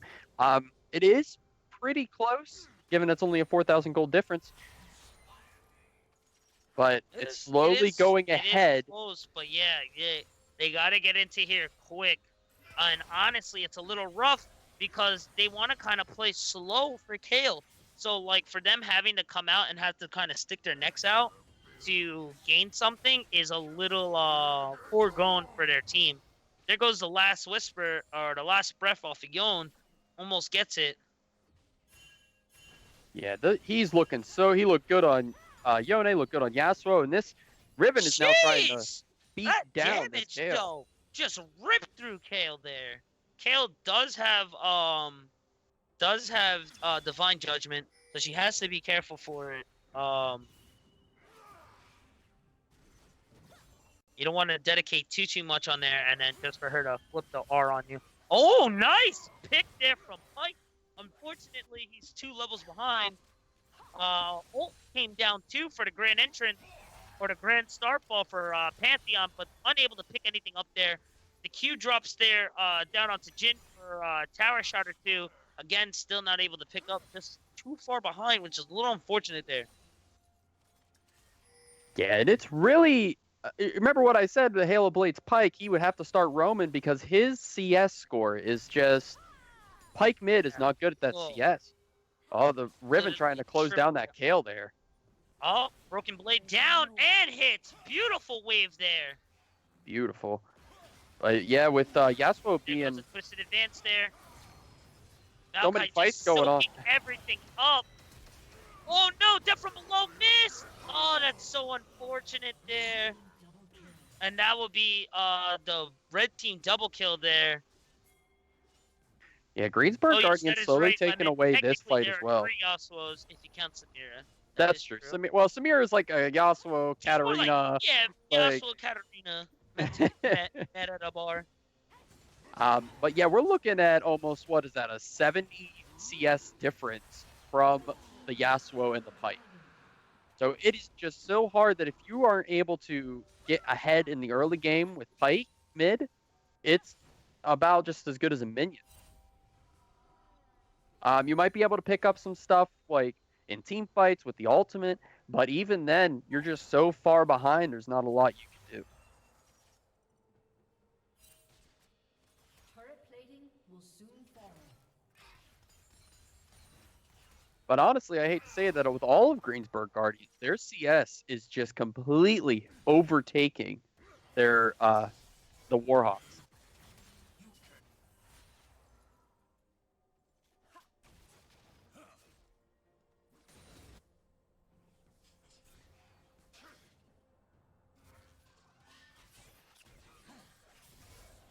That was a nice hook coming from the Pike.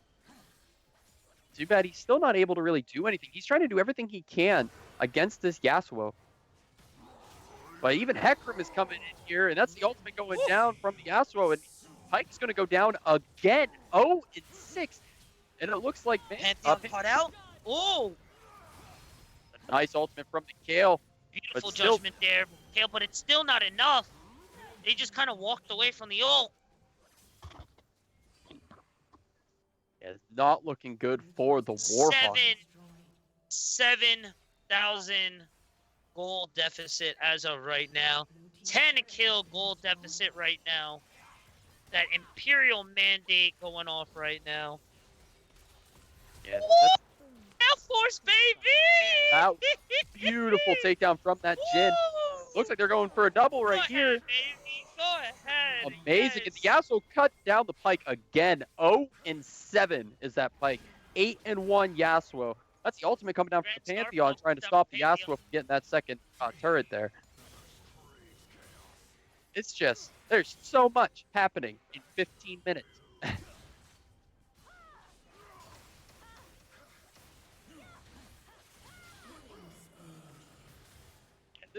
There's nothing that these Warhawks are going to really be able to do against this team. We're at an 11,000 gold difference now.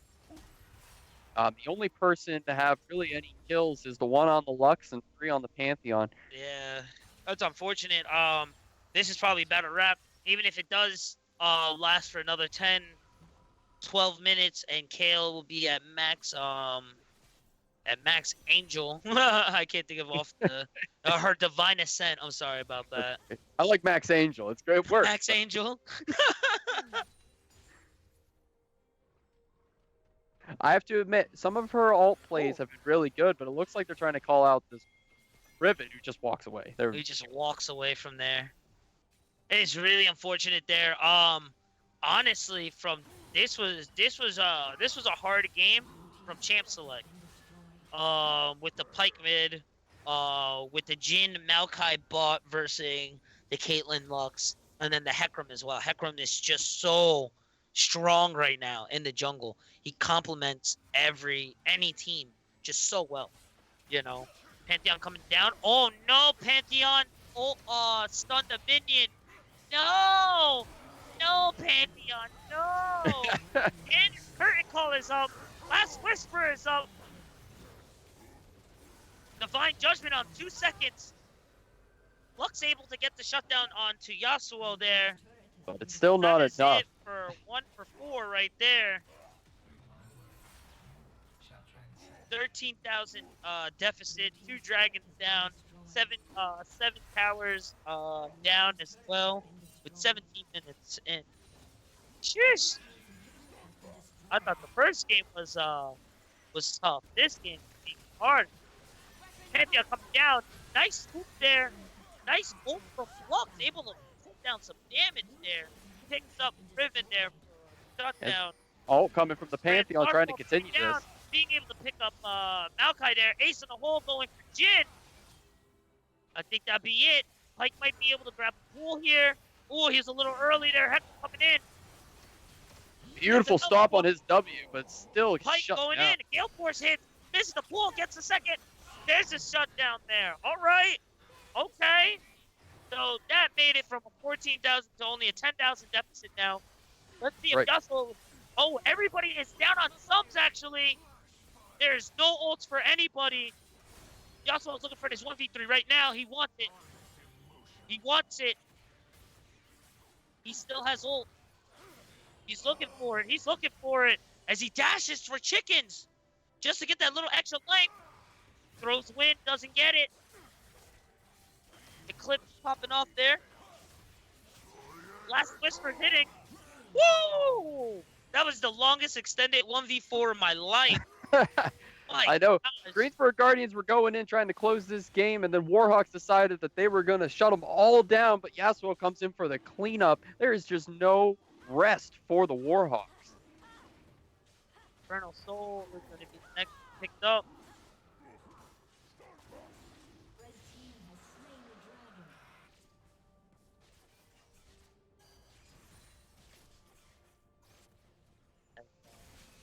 As Warhawks is just trying to clean out their base. Curtain Call coming down on to Kale. It's Divine Judgment is not actually, it's still on cooldown.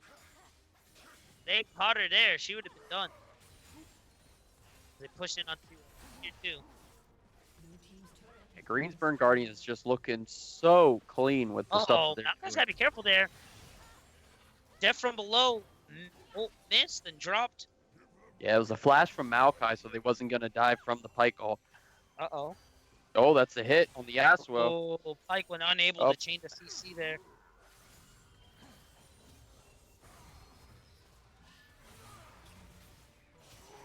Ooh, nice pick up there. Last Whisper scoop. Riven able to pick up Caitlyn there. Gale knocking down the Riven Whoa. again. Nice Lux ult there. Oh, beautiful. That's the W Danielle on the looking to Jhin. pick up Jhin here. Coming in and help out the homie. Gotta watch that binding. The Eclipse passive cuts through. It's Yasuo, man. You It's cannot Yasuo, stop this Yasuo. That's a triple kill. That was That was beautiful. delicious. 16 and 2. Who is this guy? Oh my god! Caught up to Caitlyn. Looking for another one. That's Quadra. Is he going to be able to get it? Pike, give him the Penta. Riven coming in hot.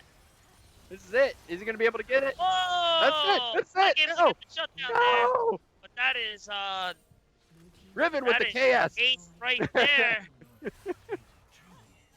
That was Nice so dodge close. there. Looking to finish off the Nexus, and it is closed game GG to GG. First 2 games almost had a unqualified Penta kill on the Yasuo. My gosh. That was a Riven Zen KS. Let's check it popping right here. off that game. My God. With the dominant 17 and 3 right there. He Woo! looked absolutely unstoppable in both games. Yone and Yasuo. He's a very scary menace. Oh, you're friends. My gosh. Yeah, no matter what they tried, what they picked in these 2 games, there was just nothing they could do to stop that mid laner. Even the jungler was coming out. Jungler was coming out on those fiddlesticks looking on those fiddlesticks. Echo. Bot lane was hanging out, just chilling. Top lane just hanging out, just chilling. That was just chilling. That was an easy game for GG right there. GG right there. Yeah, Greensburg Guardians, just like last season, looking scary. For sure. For sure. And hopefully we'll have one of these new teams that are coming in and show these guys who are boss. That would be great. That would be great. So who we have next? Coming up. I believe it is Altoona Steam. Boys, that's where I come from. Allentown Liberty. Okay. So I'm very excited to see those two games going underway as well. For sure. Alrighty, so we're just gonna set up now. But great job, first of all. Great job from you guys, both of you. Great, fantastic first game. Appreciate everybody. So if we can chat some W's, because that's for the casters. They did a great job. The first set of games. Thank you guys. Thank you guys. Give it up for them. And again, we have Altoona Steam and Allentown Liberty Division 2 for a second match here. So get those guys going in here. Probably around 7:25, 7:30 start time. Just let everybody know. So Okay. Sounds good. So be sure to keep an eye on lock there, guys. For sure.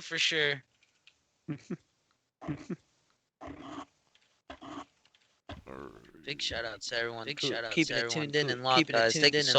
Thank you so much. Altoona Steam Division 2. The guy's name is Yoga on the floor. Just let you guys know. So if you guys want to set up the lobby and we can get the players rolling in here and hop right into the next one. I'm sure those guys are eager to get it going. Let's go. Do you have a second streamer for this one, or am I? I'm not sure. Zeke left, so I'm at the realm here, at the keys here at the office. So I'm not sure. Are you able to? If not, I can see where we're at with someone else. We're off. We're off. No, we're live right now. You guys are we're good to go. So they're gonna help figure us out with us. So,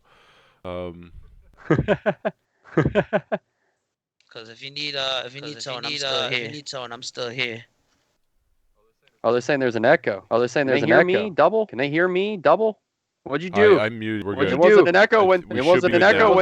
Zeke was there. It wasn't an echo when Zeke was there. Zeke didn't have an echo.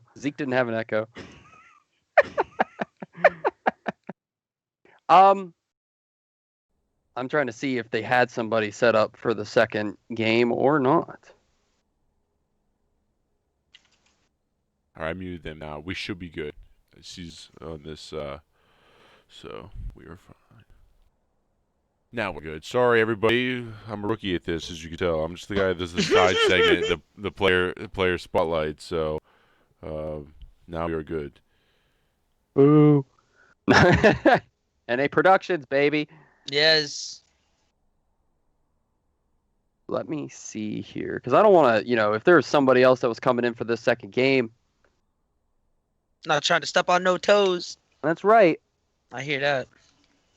Where'd Zeke go? Where'd he run off to? He went to the gym. He needs a break, he said, before the gym closes. So I let him go. Sure. Yes, I realize Gotta this mic is deep. They're saying this mic it is. I don't know why, what filter he put on here, but Zeke did sound the same. So Says to say, Luke, I am your father. Is that a no? Luke, I am your father. Love it.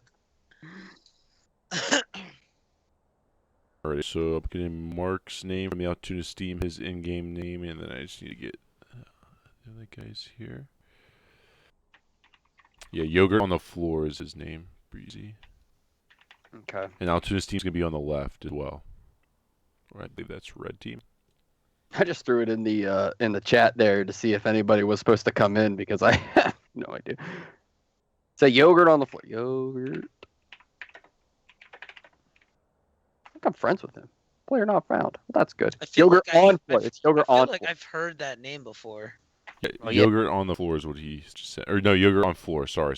He sent me one thing, then sent me another thing here, so you just edit. If I could spell yogurt. Says he's not online. Yogurt, get in here. Come on down, Mr. Yoga.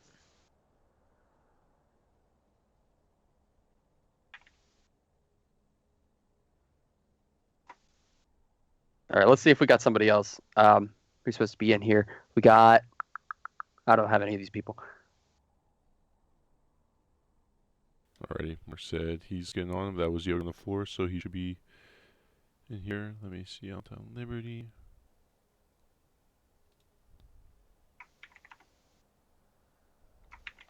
But again, appreciate everybody's patience as well. Yo, big on the appreciation to that, on guys. everything. This is a last minute kind of thing here. I appreciate our casters as well, kind of going with the chaos. Hey, thanks for having us. Yeah, I'm always Appreciate excited to do this. I guess I could invite you guys to the game. You guys might want to watch it. A little bit, right?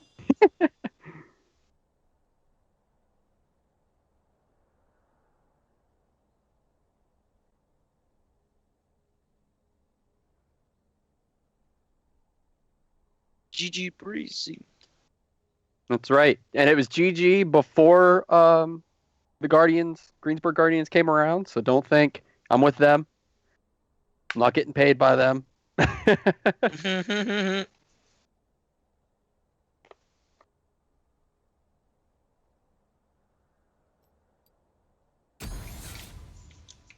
He's getting paid for it. That's right. Sponsored for the Greensburg Guardians. There You it caught is. me. You caught me. That's it. I'm not sure what this mic is. This mic was working perfectly fine. I don't know why this one has the deep voice. I can't wait to hear this VOD back and clip it and meme myself. So, but people are saying they like deep voice Seth, so I think this mic is here to stay. There you There go. it is. Perfect. Deep voice Seth. Let's go. All right, looks like I got team. Actually, I'll just send this to you. All right. It's a little.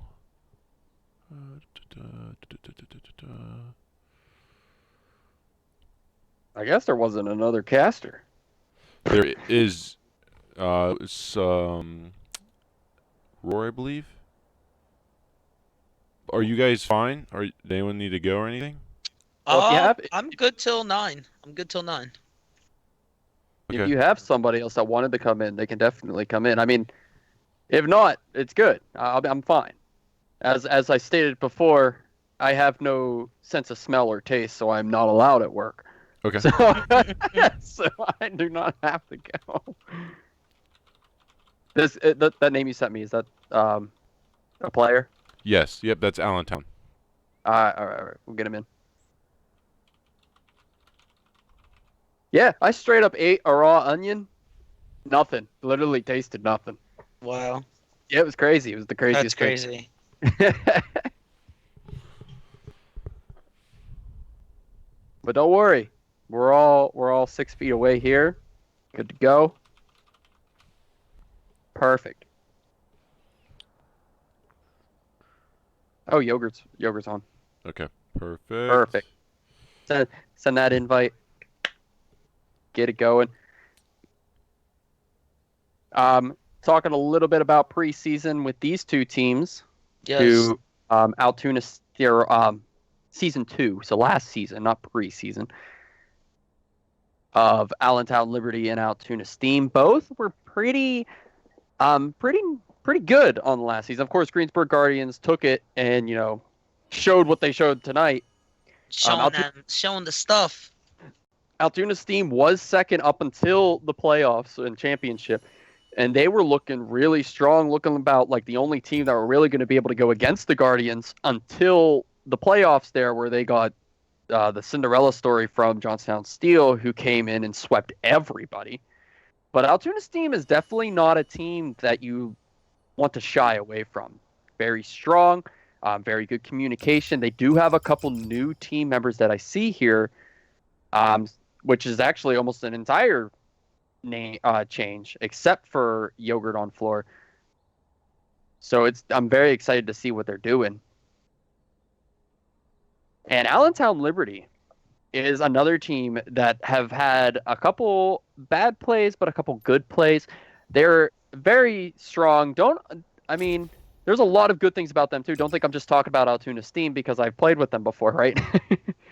But Allentown Liberty is definitely someone I'm really excited to see play. They didn't really give me a list of their players, so all the players are coming in now, and I don't really know a lot about them, and that's my apologies. So I'm really excited to see what they bring into the table and see if they're going to be able to destroy Altoona Steam, even though Altoona Steam looked so strong last season. I'm gonna have to definitely see. For sure. We're currently getting everybody in. Wait, one more, right? Yeah. Altoona Steam, which is Yoga on the floor, should be on the left, team 1, I believe. And then on the right side should be Allentown Liberty, which would be Prophet and some of those guys. And Team Economy or whatever. Oh, they're on the opposite team sides. Oh, my goodness. Okay, we'll get this all filled out. Someone's going to have to move to spectator. Someone's going to have to go to join, switch over, and we'll get it. We'll get it going. We'll get it going. Don't worry. 9 o'clock, the game will start. I'm just kidding. And then I'm out of here. No. And the game starts, and I'm going home. No. That's right. Now Well, Seth, Go ahead. I was going to say we'll just have Seth commentate the whole thing. We got it. Deep voice says. I mean, this is kind of my first League of Legends experience, so I enjoyed the gameplay. I used to play, I'm not saying comparing Smite to this game, but I understand at least the concept and ideas of League of Legends. Smite's and, crazy. Dude, I okay. enjoyed watching it. Smite has Teenage Mutant Ninja Turtles now. They got Avatar: The Last Airbender now. I'm What? just saying. Really? Yep. I'm not sponsoring Smite or anything, but they're getting a lot of crazy skins. Is that they're skins or they're like actual characters? They're the skins. Yeah, they're skins on characters that they Gotcha. have. I was about It's to still say. really cool though, man. You go in looking like Michelangelo. It's amazing. I was like, wait, you mean I could like mid lane Aang? Like, you Technically, might have you got me. Like, we're moving on to D2 now, right? That's That's right. right. Going up, baby. Let's go. Gonna see even some crazier plays. Yeah, I'm pretty excited to see what these guys are going to be able to do here. 2,000 or 29,000 damage done last game by Yasuo. Oh, are you looking at it? I was just looking over the stats still. That's insane. His Yone was pretty as well, man. He just The next most was 16,000, and that was Pantheon. I'm telling you, man, those Qs. Everyone shies away from it, but did you see that Q damage? Even No, if it hit. like It hit. Like, it was strong, man. I'm telling you, everybody, right now, if you solo queue Pantheon top or mid, you're gonna win. You'll be challenger by next week. On me, I promise. Pantheon mid, challenger. You heard it here first, folks.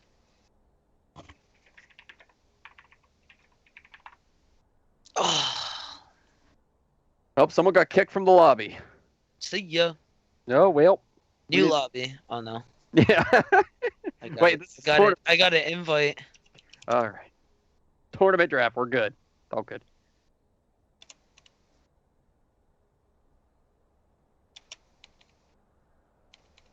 I think they want Seth to yell first blood with his deep voice when it happens. Seth voice box when? So now we're gonna be able to clip it and take this in and edit it. Yeah, for sure. He's got to yell first blood. I don't know. Finish him. You're gonna Another get- one they're requesting. Seth voiceover for announcer. Coming soon. Just a soundboard, you know. Whenever something happens, we should place it from League of Legends in game. Deep voice penta kill. Love it. It'd be amazing. Okay, I'm trying to add him, Okay. and for some reason it's not working. Yeah. Their Wait. team captain messaged me. Okay. Yeah, we're waiting on one more person. Looks like. Just waiting on that uno mas. I'm trying to add him. Am I gonna have to make a new game? Can we blame Seth and make a new one?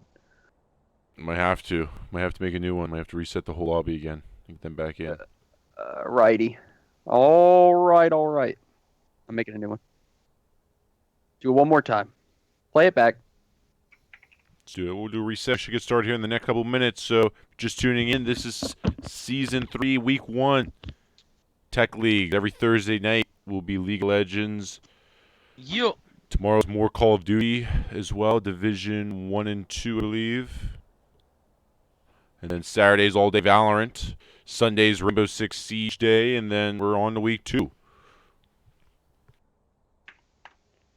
Rainbow Six Siege. Let's go. That's how you. So, You know, I actually bought that not too long ago, That's how and you. I am horrible. That one's a tough one. I haven't played Rainbow Six in a little while. When it first came out, I know it's like a completely different game now, and I bet. so I'm not even I bet that's a different game now. trying to get back in. I might get into League of Legends here after watching it, so you want to play. That's right. You'll get you on some Yasuo. Have you dash around a little bit. All right, I think everyone's here now.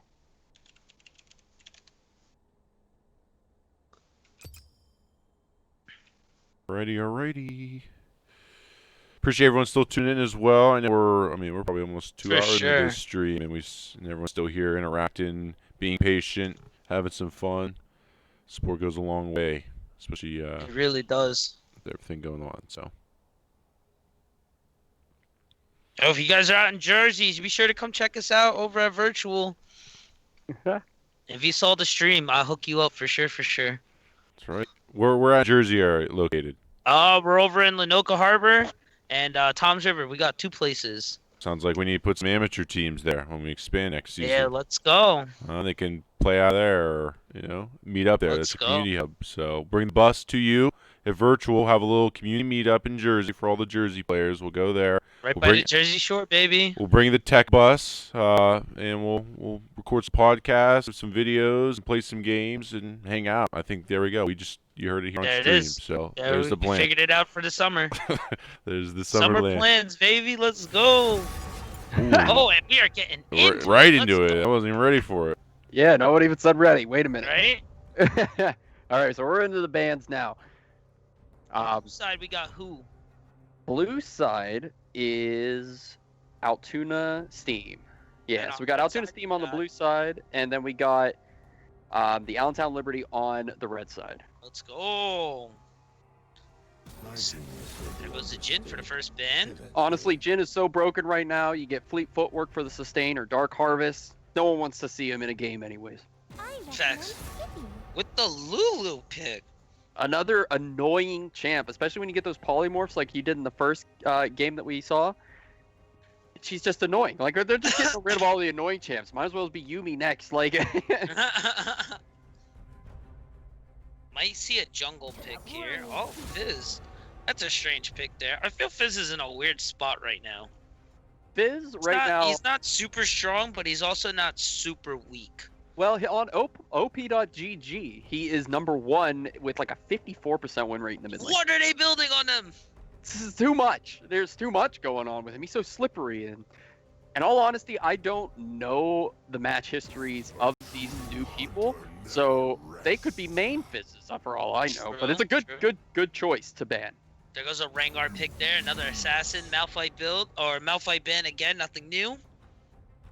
Yeah, Malphite. These bans are so looking scary. just normal, nothing out of the ordinary, honestly.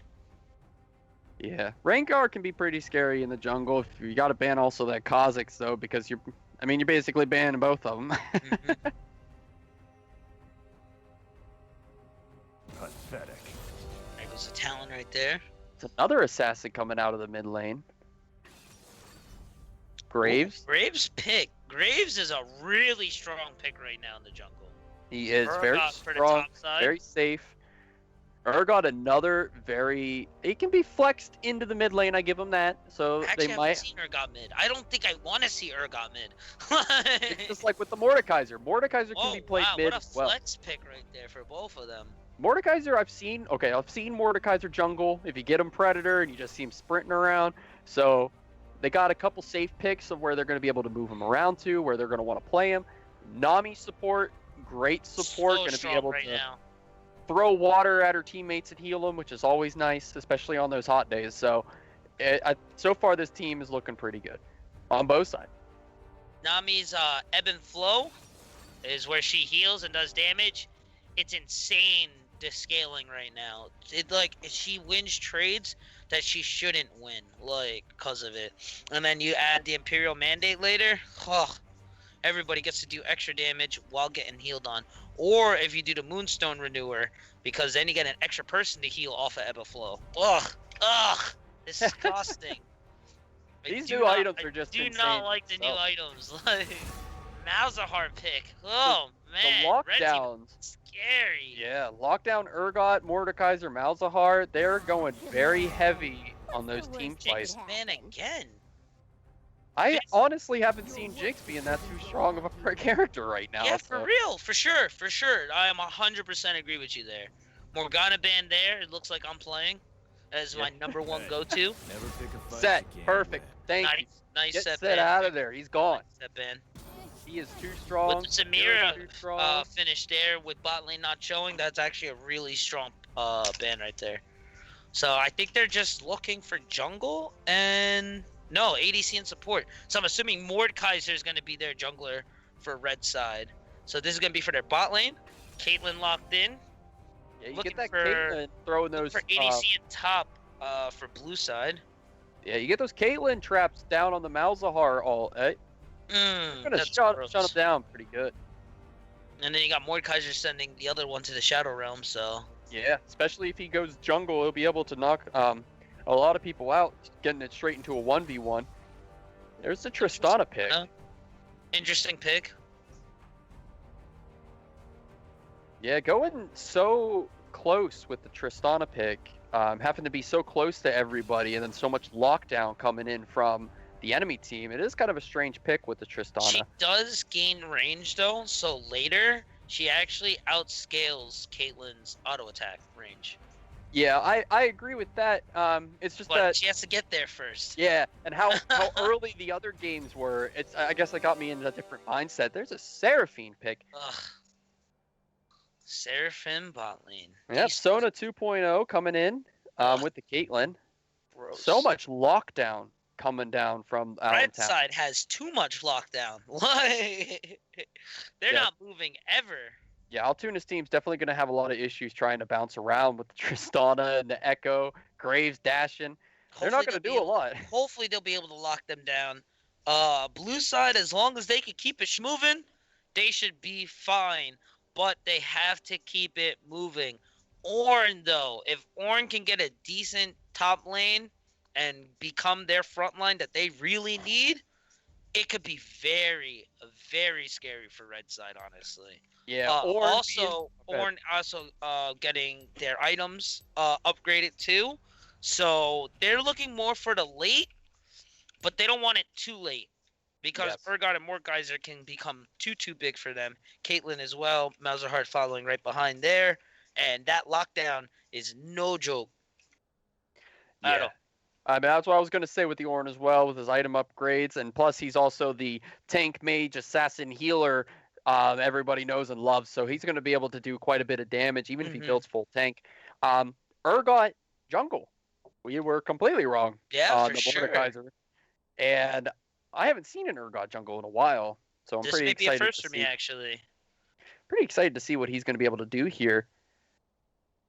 There's just so much lockdown, and the Seraphine with her E is going to be able to play onto other people's lockdowns, because if they're already rooted, then they get stunned even longer with that. Yep. So, And very if they get by a Caitlyn trap, it's even extended even longer. So on and so forth, honestly, too. From the slows from red, and also for Mordekaiser's. Oh no, Mordekaiser's pool doesn't add on to that. Oh, thank gosh. And then also her R too. Bringing everyone up front, everyone that wants to be mobile, such as Echo, Graves, and Tristana, all locked in, Charm walking in one direction. That's going to be very, very difficult there. yeah, team So we're fights are definitely gonna have to definitely see. on Liberty, yeah. Bot lane is going to be iffy. Mid lane, I'm going to have to give it over to Malzahar. Echo, if he could get his roams on. I don't know for jungle. I don't have a lot of information on Urgot jungle, let alone Urgot, let alone Urgot jungle. I don't have a lot for that one, so we're gonna have to see. I don't think that it's bad. I think that's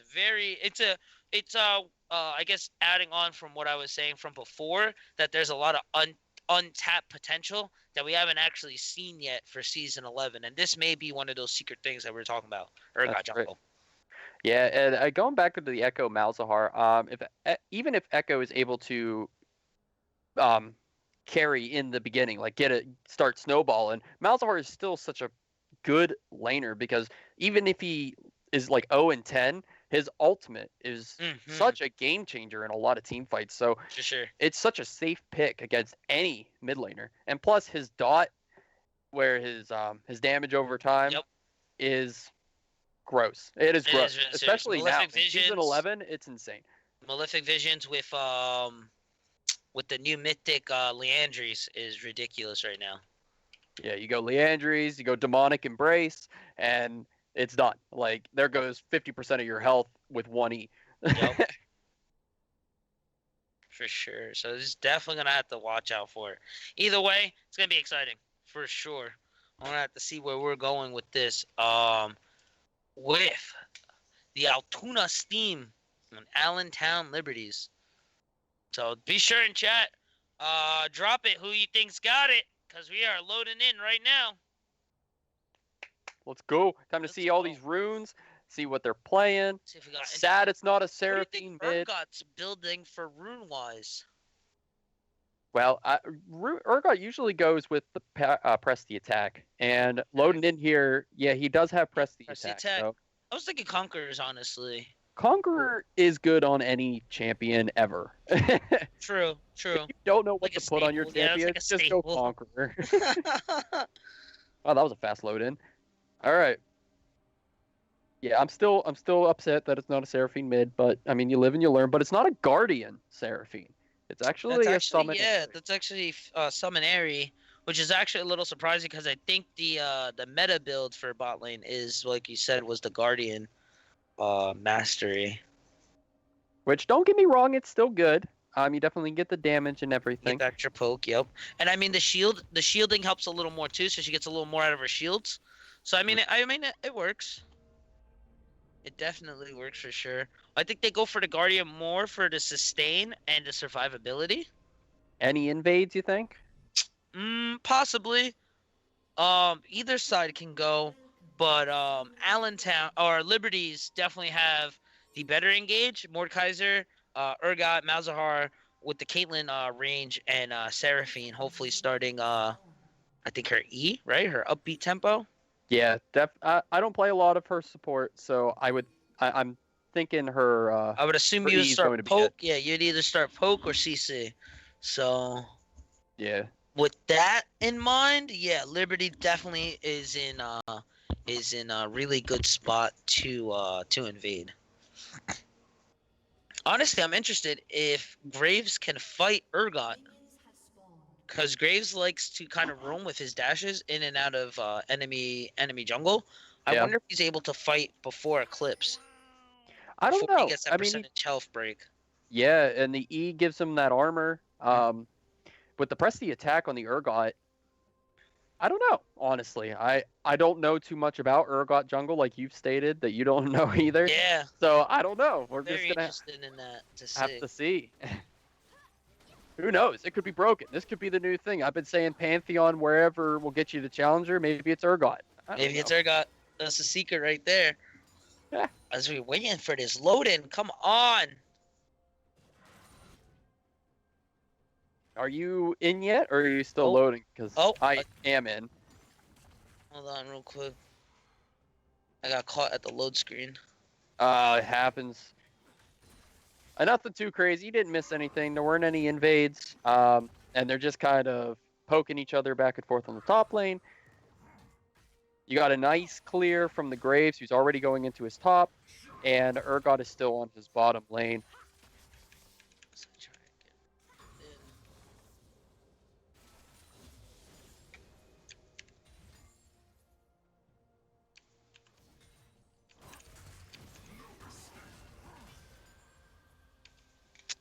Come on.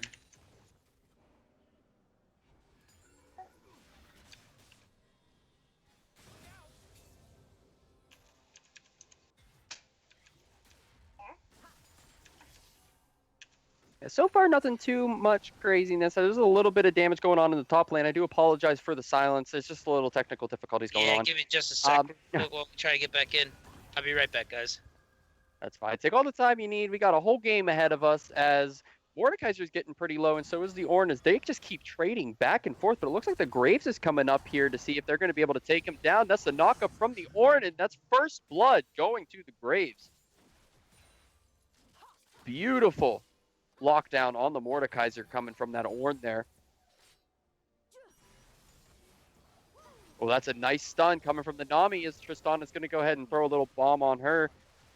Nice poke damage coming from Altoona Steam there.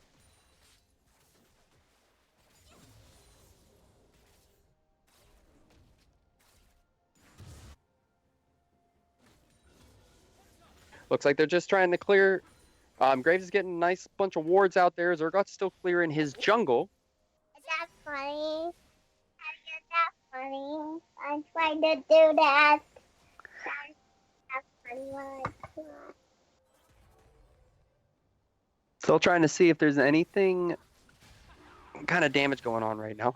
I apologize. Nice pokes coming from the Seraphine here in the bot lane.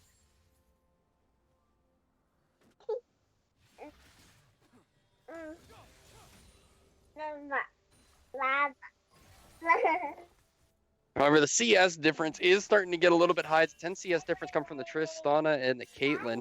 I want to. They're keeping it nice and pushed up here without even having the Urgot able to gank them because he's still trying to clear everything.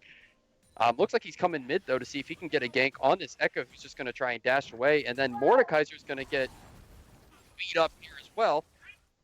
Echo's going to have to flash out.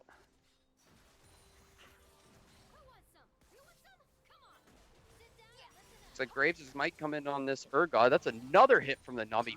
Beautiful. Just a lot of poking going around from most teams, which is definitely fine.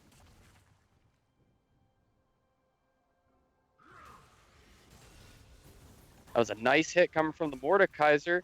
However, he's getting pretty low himself. He's going to have to W, but Orange just going to walk away from his passive as he's still getting hit from those minions because he didn't go into that bush there. Both of them still pretty low. Tristana and Nami on the bot side still pushed up to that tower with no pressure whatsoever come from any of the team. Echo's going to go ahead and teleport back into mid lane now that he's got himself a Dark Seal and a Ruby Crystal.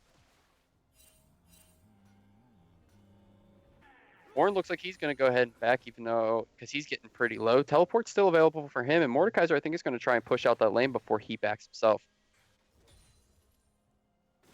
Looks like Ornn's actually going to stay because he sees that the Mordekaiser stayed. That's another hit. Both supports getting pretty low there. Bomb going on the Seraphine, who's going to have to try and shield it. However, the shield went away before it hit her, so Seraphine's getting pretty low herself. She might going to have to back.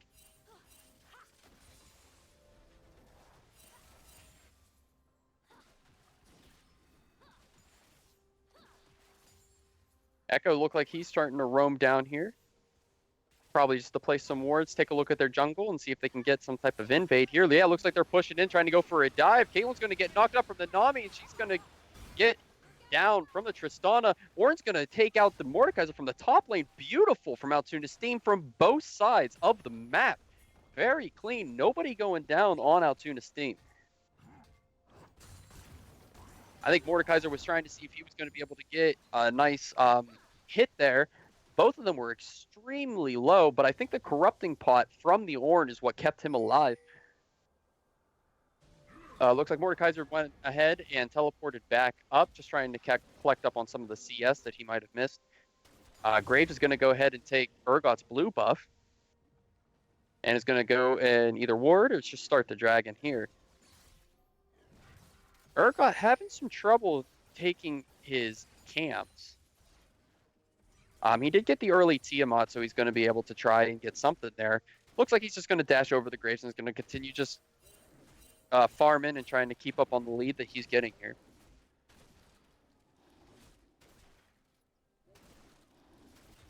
Nami's going to go ahead and get the pink ward on the dragon, as Mordekaiser's just going to continue pushing his wave into the top tower there. Nice poke coming from the Seraphine down in the bot lane as they continue just trying to get some CS, because Tristana has a like 20 CS lead coming from there. Graves is going to come in as Echo is going to go ahead and try and take down this Malzahar as he just keeps knocking on him with his blade. Graves was right there behind him just in case if something was going to happen. He's going to keep going. He might get the flash out. That's the ult, and he's going to be able to ult back. Oh, that was so nice from the Malzahar using his ultimate right underneath the turret. Both of them getting super low. Both going to have to use their ult. And I think both are going to have to, well, Malzahar is going to have to back out there. Urgot taking the blue buff from the Graves on the other side with Mordekaiser coming down. Just warding around, just making sure. That's another hit from the Nami, and Tristan's going to go in, but that's the ultimate coming up from the Seraphine, but that's just not enough. Ultimate coming down from the Nami as well to keep Caitlyn at bay, as they are able to get that kill completely free as well. So much going on. It's 5-0 for Altoona Steam. They're just looking so good because here's the Ornn ult hitting the Mordekaiser, and Mordekaiser's going to get low as well. That's an ult from Mord taking him into the Shadow Realm, but it's just not going to be enough because he's getting so low. Mordekaiser's going to have to flash away, but still, Ornn takes him down. Beautiful, beautiful. Altoona Steam is coming here not to play. They're here to win. Oh, that's Tristana coming in from... Oh, getting so close, but Seraphine just winning it. Yes, babe.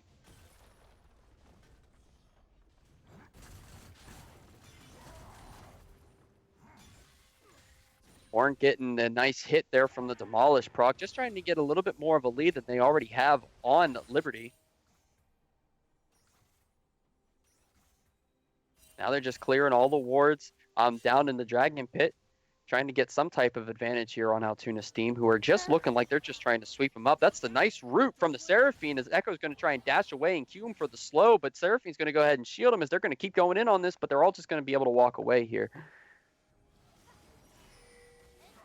Well, Nami perfect with that good bubble there. Oh, and the ultimate coming from the Graves is going to knock Malzahar down, and Echo's going to come in and try and get more as Seraphine ease away and flashes away from the Ornn, which was beautiful. But Urgot went the opposite direction, so Graves is going to keep shooting him, and that's the ace in the hole from the Caitlyn that's not going to do enough damage as Ornn takes down the Urgot. That is a free dragon for Altuna Steam, and they are looking so clean.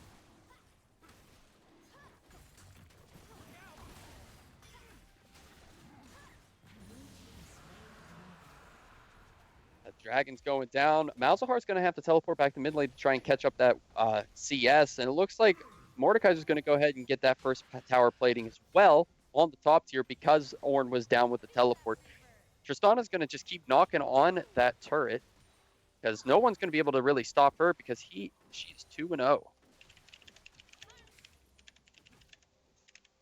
Seraphine just trying to keep her back a little bit, but Tristana's just doing too much damage. Echo getting rid of the shield and he's going to be able to get that electrocute proc, knocking him down to about 75% health, and Ornn's going to go ahead and stop Mordekaiser from knocking on this turret. There's just nothing they can do against this Tristana, who just keeps hitting their turret. So we've got a 4,000 gold lead for Altuna's team. Echo is not giving up on this Malzahar, who's just getting so low and chipped away every time he tries to take CS. Ornn is going to go ahead and go in on the Mordekaiser, who is going to ult the Ornn. Ornn's going to ult inside the Spirit Realm. He's going to knock him up. He's going to get him really low, and Mordekaiser's going to go down to the Ornn. Beautiful, while there's a fight in the river where Graves is going to go ahead and take the Urgot, and I guess Tristana also got the Seraphine at some point that I didn't even watch because there's so much going on, and that's the bubble on the Caitlyn so that she can't push on this. That's the ace in the hole, but Tristana's going to go ahead and just take it.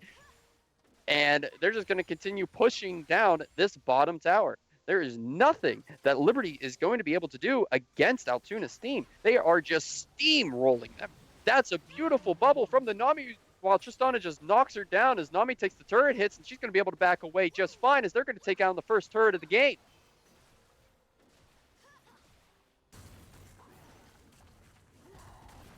It is a race to see who can get the first turret, either top lane or bot lane. Both for Altuna's Steam. Liberty definitely is going to have to do something here. Well, and now mid lane's going to go ahead and go down first. Besides the other two, they're all three going to go down at the same time.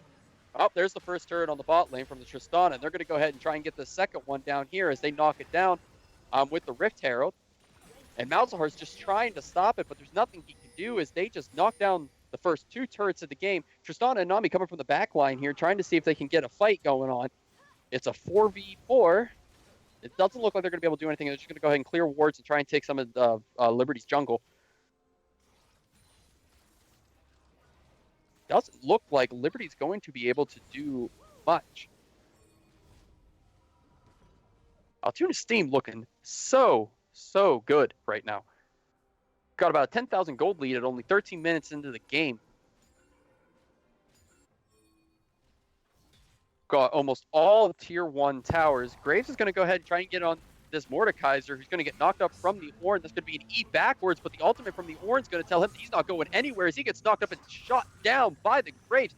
Graves and Ornn, 5-0 and 4-0, looking way too good right now. Seraphine coming up completely out of where she's supposed to be right now, and it looks like she's just going to walk and die. There's nothing she's going to be able to do. She's just walking to the turret, gets ulted by the Graves. I don't know what she was thinking she was going to try and do there. Urgot coming in now as well. They're just feeding these guys. That's all I'm seeing here.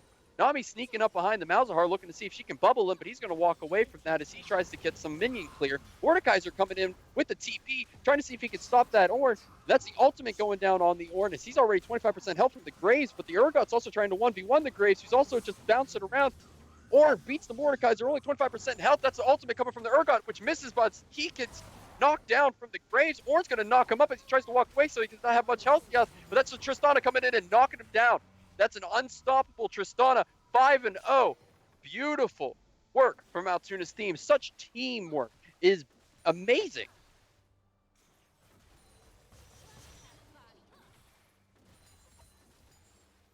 Seraphine going ahead and just trying Q, but Tristana doesn't even care about the turret as she gets charmed. Doesn't even matter because she's just going to W out Amazing work from the Tristana. And now it's Echo's turn to go ahead and get the electric proc on the Malzahar, who tried to lure him into the turret, but it's not going to be enough as he just runs away. Amazing work from everybody on Altoona's team, looking so strong right now as they are 17-0. No one's even died yet as they're just dominating the Rift. Looks like they're trying to get it all put together for Dragon because it doesn't look like they're going to be able to even contest it as they're just trying to catch up in CS and trying to get some type of advantage on what's been happening to them.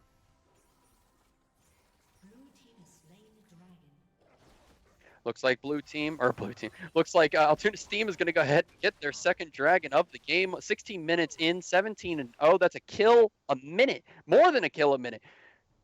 Such a fast-paced game, and they are not slowing down as Graves goes in and knocks away the spell shield as everyone's going to go in. That's the ultimate from the Nami, which isn't even needed as Graves knocks down the Malzahar, and they get that tier 2.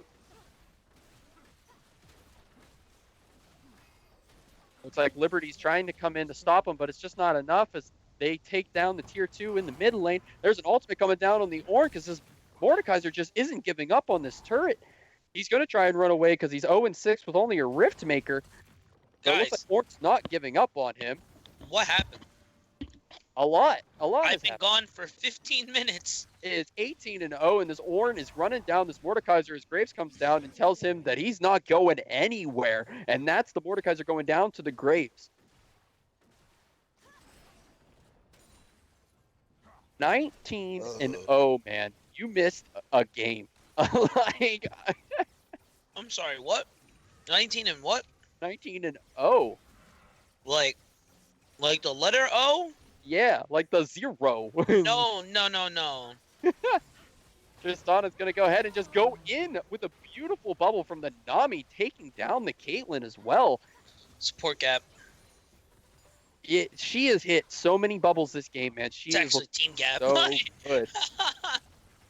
They are just looking so strong right now. Right now. Dang, that's a knockup from the Ornn on that Urgot. Urgot's going to go ahead and go down under turret. They don't even care about these turrets anymore. That's the Mordekaiser going all down on the Ornn underneath turret. It doesn't look like it's even going to cause him that much damage. He comes out of the ult just for Graves. We'll be waiting for him to take him down again. And Tristana going underneath turrets, taking down Mythics aren't even Malzahar. built yet. It's just so much happening. That's rough. So, I mean, this is pretty much over. What do you do as Allentown Liberty now for the next game? Honestly, Echo just goes ahead and gets another kill on this Caitlyn as the ace in the hole tries to get the Tristana, but Echo takes it and it gets the bubble up and Urgot goes down as well. Honestly, you have to rethink your entire strategy if you're Liberty. Completely. Well, like, how do you handle a loss like this and continue moving forward without having this affect you for game 2, shoot, let alone the rest of the season? Because this isn't one that you just kind of like, this one is going to be remembered. Like, and you need to, as a team, kind of not make this a memory. You know what I'm saying? You don't want to be remembered as this. You know, how do you come up from this? I honestly think they just don't have enough early game potential against the team comp that Altoona's team had. Mhm. You have the Graves, the Echo, the Tristana, which have such early game damage that if you're waiting on the Malzahar or the Urgot, it's just you don't have enough time, especially if they're able to catch you off guard in so many picks like this. So you definitely need somebody a little bit more aggressive and a little bit more early game, and maybe not the off-meta picks that you're picking with the Urgot jump. Gotcha. Makes a lot of sense. Nami here. I don't think she's missed a bubble since I've gotten back onto the stream. There's just no stopping Altoona's team. They are just looking so good right now. Nobody's died once. Let me make that. We'll repeat that one more time. Nobody has died once. Insane. They are just looking so good, and at this moment, unless they really mess up, I don't think any of them are dying. hopefully someone gives them that 100% KP. I want someone to be 100%. All the deaths is 100% their full. What? Well, there's the Rift Herald in the top lane to go ahead and get all 3 turrets in top. Herald dance? No, sadly no. Oh, no Herald dance. But it looks like their first inhibitor that's going to go down is going to be on the bot, as the ult from Ornn and Nami are going to knock up that Urgot, who's now at 25% health, but the Mordekaiser is going to go ahead and ult the Ornn again. And Graves is going to take down Caitlyn, but it wasn't enough for the Ornn either, as Mordekaiser is going to go down. And Malzahar's trying to stop them from doing anything, but Tristan is going to go ahead and ult him away and kill him as they get all 3 inhibitors at the same time. Amazing. 31-0. We are looking at a 31-0 game, and it might be even more by the end of it. Is this a record? They're just pushing down the turret. Here goes. Graves has knocked down the Urgot once more, 32-0, as they're taking down the next turret. Nexus is open at 21 minutes, 31. That's the ult for the Seraphine to charm the Graves. The Graves might go down here. The Graves didn't die. 33-0. 33-0. Perfect game. That's it. Beautiful game from Altuna Steam. Looking so good.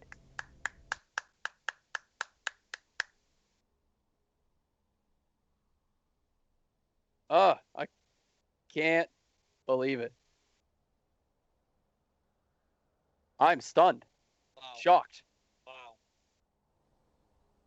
And the craziest part about it all, folks, which I know you can't see this because I don't think we have it up on the stream, is the most damage done was Ornn by 15,000.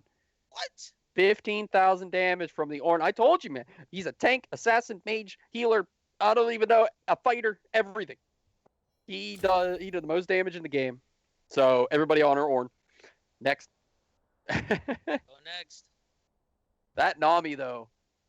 Do not get rid of yogurt on floor. Support gap. Sorry, Seraphine, but my gosh. Gotta play her mid, man. Gotta play her mid. I'm telling you. Imperial Mandate. It's busted. Her bubbles of Nami were just so on par every time. Every time I saw a bubble from Nami, I'm like, it's gonna hit. It hit. Yep. They need to shake that off and be ready for game 2 for sure. Yep, new game. Complete. We don't have to think about the old game. They gotta really think about the bans that they're gonna throw in here. Nami. Nami number 1. Nami number 1. Do not play yogurt. Or number play 2. Nami again.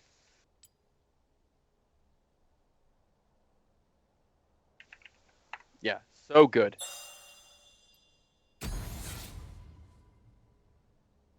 Honestly, I was not expecting What a surprise. any of that. I wasn't expecting any of that. Here's the guy from, I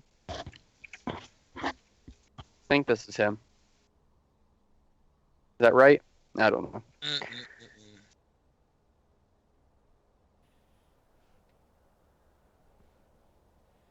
Alrighty, so this is game number 2 now. Getting the lobby set up. Seth. Yeah, what'd you think of the game, Seth? That was intense. I mean, I was hoping, it was going to be close, but I think, like you said, once that early game, and I even noticed it, once they started out to that 10-0 lead, I thought it was over from there because Yeah. the difference was there. I mean, they were just all over the place. The early game was, and the goal and stuff like that was, it was all over the place in favor of. Is that a record? I believe that has to be a record. We could check it after this. We do stat track everything. So if you are new, just tuning in our league, we do stat tracking personally, teams, games, etc. from season to season. So you can always track your progress and growth from season to season as a player and as a viewer, as a general manager, etc. So we do keep track. I'm sure we'll put that in the record books. And we do have our custom website coming out here soon as well. I'll feature player profiles, so you'll be able to see who's the best in the league, what records are there, who's the kill leader, who's the death leader. You can across the whole league. It goes across all our 10 esports titles. And players will actually have their own profile page where you can put highlights, montages, where you're from, who you are, your links, so that way scouts and whoever may be watching can find you and see how you're competing and also progressing, so they can see your Season 1 stats compared to Season 2 to 3 in any future leagues as well. So That's awesome. Big shout outs to the data whores out there who loves the numbers. We need them. And they didn't even forfeit. Wow, you gotta That's throw some true. shade there? What is wrong with you? Hey, man? I didn't put, hey, I'm just reading the chat. I'm just reading the chat. Oh, dare ya. I, we may have to switch him around. Looks like Altuna's right now is on the right side. Let's get him on the left side just for the, if we can here, for the graphic at least. So that way that's good. So I think Yogurt and them have to go left, and then Prophet and all the other guys have to go right on the right side for Team 2.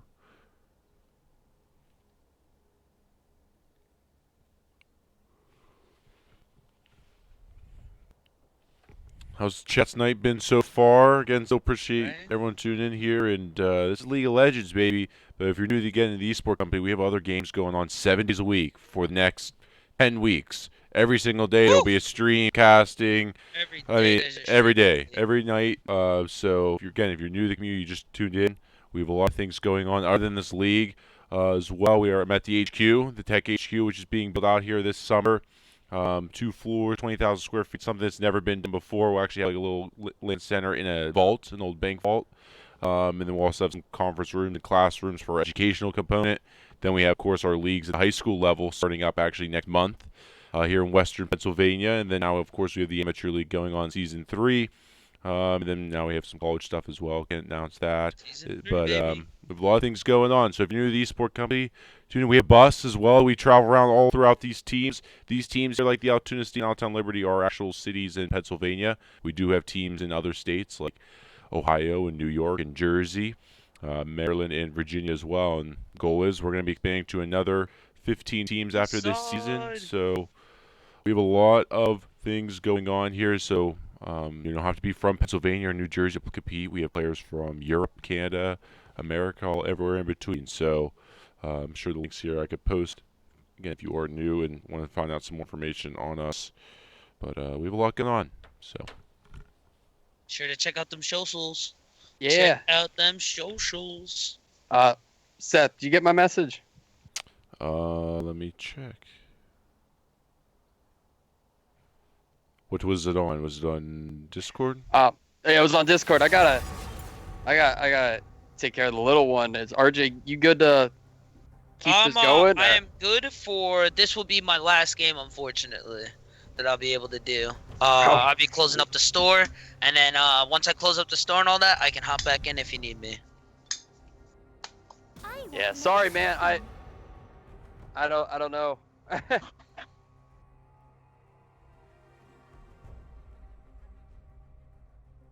Much love, of course. genius will be understood eventually. Right? There you go. I got you. That's right. Of course. Let's go. All right. And good luck to Altoona Steam and Allentown Liberty. May the best team win, man. Let's see if we can get a comeback. Honestly, That's I'm right. trying to get this to game 3. I want a game 3. I do Gotta not be want game this 3. to go 2-0 at all. All right. See you guys. All right, getting right on back on into it as we get on to picking bands again. We got the Gin and Fizz, the Lulu and Graves there. I would have swapped Lulu for Nami. The Jinx band again, but I'm pretty sure I saw chat saying K-Loft is a Jinx main, so very interesting there. Malphite band again, nothing new. With the set pick actually. Definitely a flex pick, but my assumptions will be that it's going top. Rengar locked in again for red side. It's gonna be a little weird.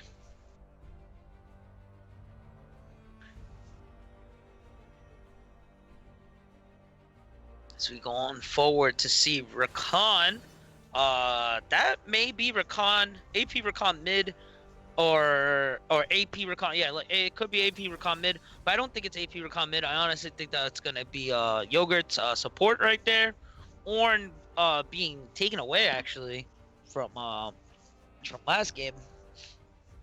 As we move on to see where Darso is going with Zoe mid. Okay. So we have Orn top, Set jungle with the Zoe mid, followed by Rengar jungle, Rakan support. Third pick here with the Fiora top. Not a bad pick there, honestly. For Liberty. So Liberty going for the fourth ban there. Samira being dropped. Let me get in there. Tristana getting taken off there for the Steam. Will haunt you. Morgana finishing the bans for Liberty. And Allentown gonna wrap it up with Zaya. Zaya being banned again, which I think is very strange. I haven't seen Zaya. So honestly, I didn't think that she was ban worthy. But hey, maybe it might be a K-Loft pick. But they banned her last game too, so there might be something secret in there. K-Loft locking in right now. This may be the ADC or mid laner here. We're gonna see who they want to give pick advantage to. And that'll be the Echo locked in again.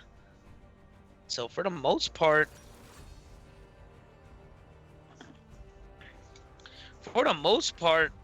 it looks almost just about the same. Nothing too much different. Oh, ha! They are on the wrong side. That's funny. It's alright.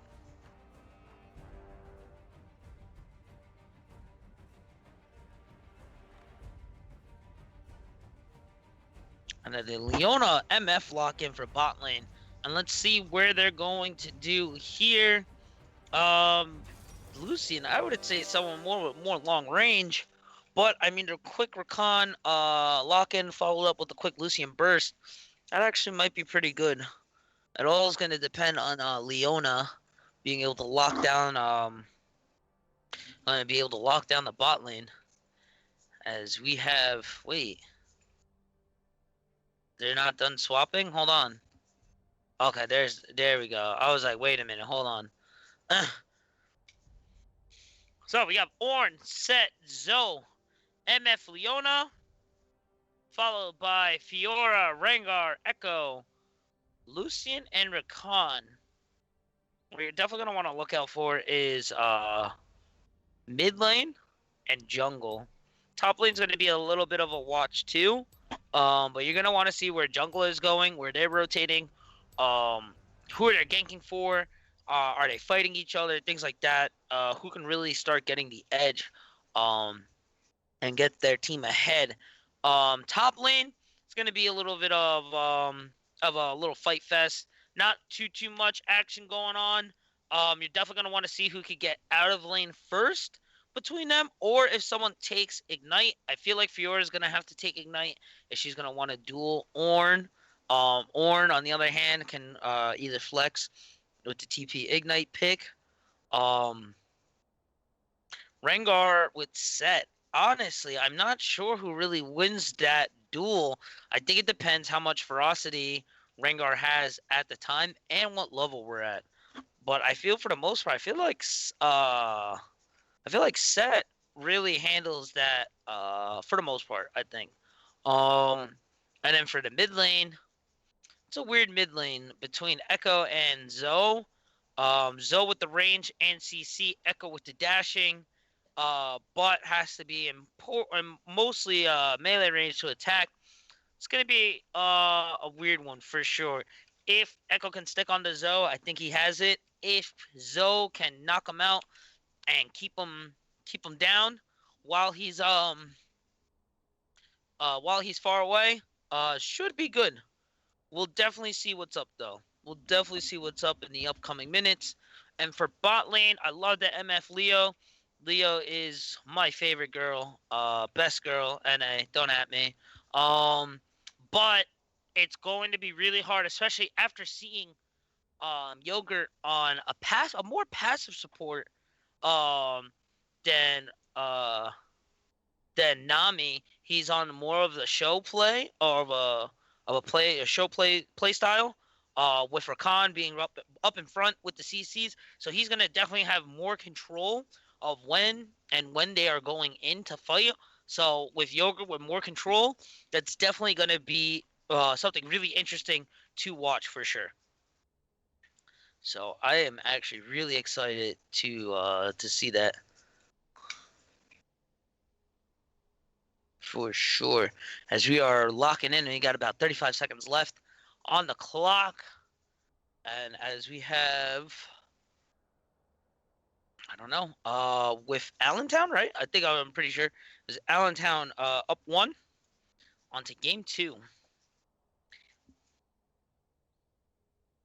Everyone tuning in and keeping it locked. Big appreciation to you guys.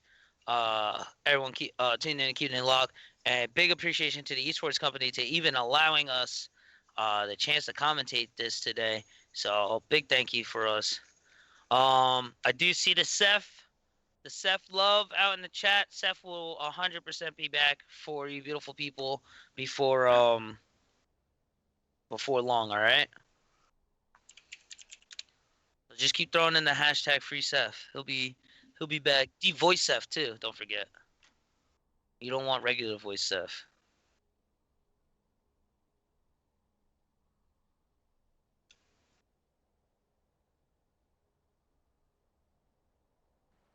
As we wait for this loading in.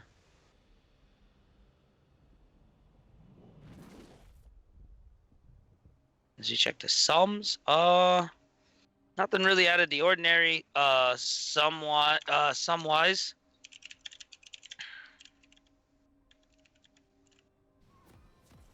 Let's check real quick. Yeah, nothing out of the ordinary. Ornn with Conqueror, which is a little weird, instead of the Resolve key. Echo Electrocute, Lucia with Press the Attack, Guardian on Rakan. Meteor, that's not too out of the ordinary there. So, too much, not too much, 30 seconds until minions spawn.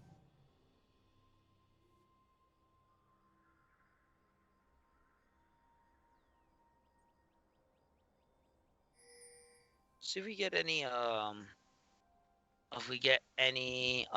roams.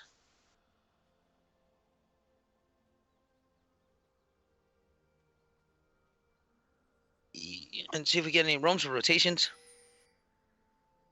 Minions have spawned. But I don't think there's gonna be any early invades or anything like that.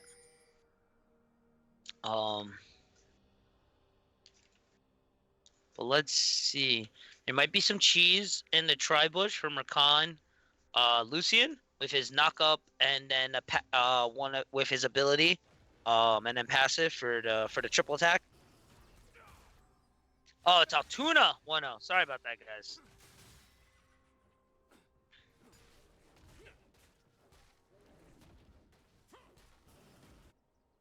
As we rotate, here comes the cheese. Knock up with the passive double shot, ignite pop, flash pop, and heal pop. That's bot lane, baby.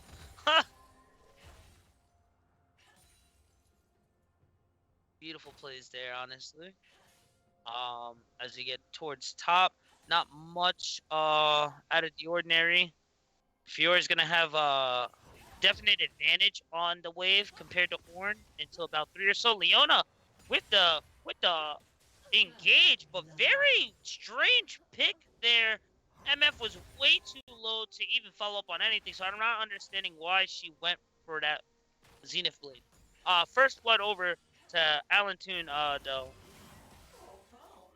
As we get into a duel at the top, she's getting all the pieces. She needs one more. There goes a flash over from Ornn, and almost all the pieces there were popped there from her duelist dance moves. Leona going back in again. Rakan is not the answer though. and loses that trade terribly. Lucian with the flash almost gets it there. Gotta be careful there as we watch for the junglers to see where they are rotating. Set over on, headed towards his blue side. Rengar headed towards bot side. Knockup is up again. MF is still level 1 here. Doesn't even need the gank. Yogurt on the floor. Dropping them kids on the floor. My gosh. Horn with a beautiful skin, by the way, I must say. That older wood. Here comes the Sleepy Bubble Trouble. Lots of damage here off the Electrocute proc, plus the sleep damage. Gotta be careful with that there. Don't want to get Zoe too far ahead. Here comes the first gank for Set. Dashes away. Vital's on the front or on his back. It's not too bad. Doesn't have to pop a summon or anything. I think Set's just gonna come around for the rotate after Herald.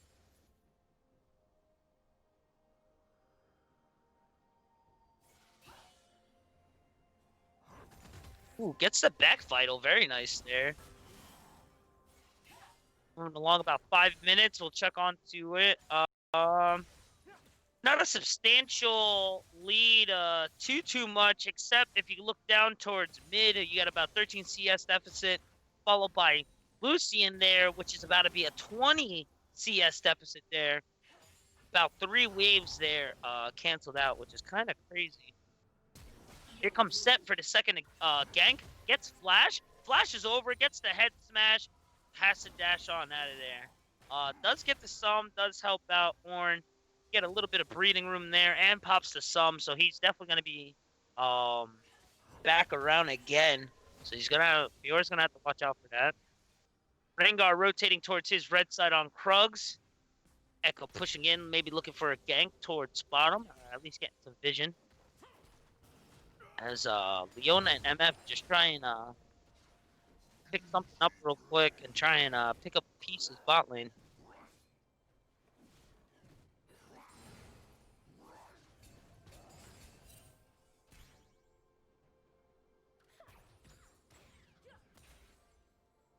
Nice double up there. A little bit of damage there.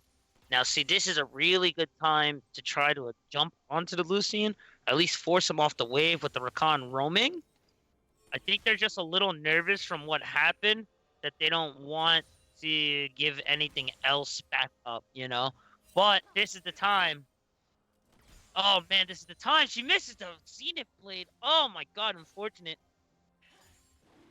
She should have waited for the dash, but it's all right. With that said, red team rotating towards Drag for Ocean Drake, so I think the soul will be Wind. So it'll be Cloud Drake, which will be very big for Allentown. Moving on super fast there. All right, his next one will be Earth, right? Yeah, so Wind will be the soul there. Set rotating bot side, but it's too pushed in for Set to get too much, especially with his flash off right now.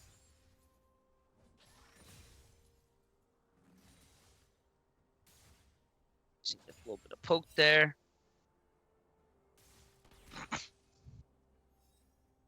And then check first backs. As of right now, Fiora with her Phage.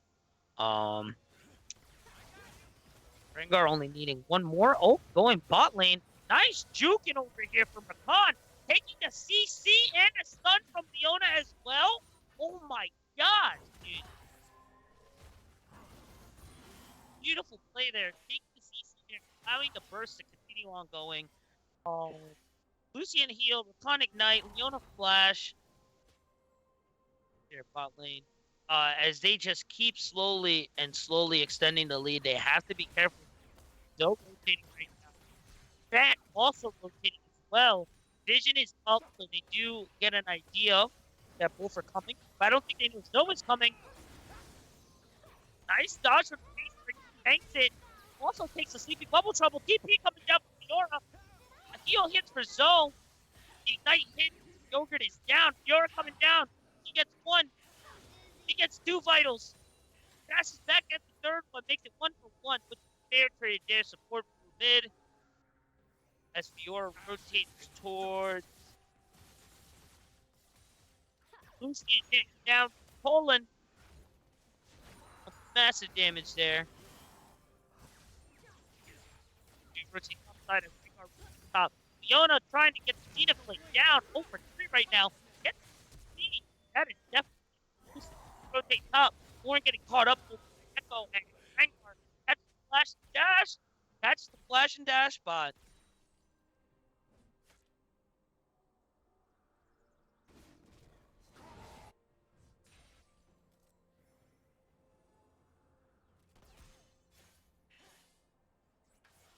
If you guys don't know, on red side, we have Altoona. On the left. Sorry, guys. I had the names up before, but they had disappeared on my side too.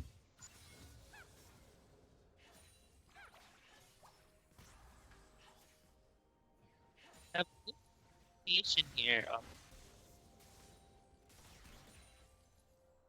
Just I think they're gonna probably after the next maybe. I see it. Oh, full time there. Conti coming down. Now the blue TP coming in. Gotta be careful here. Nice bubble drop. Sleepy bubble hits again. Unable to get much from it there though.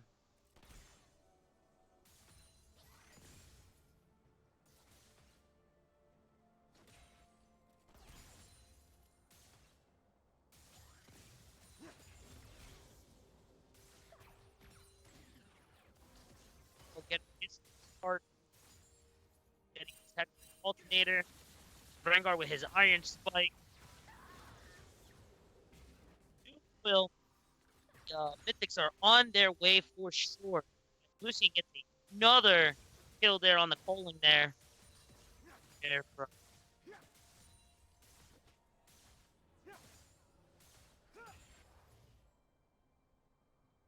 trying to get the heck out of dodge before it gets too dangerous.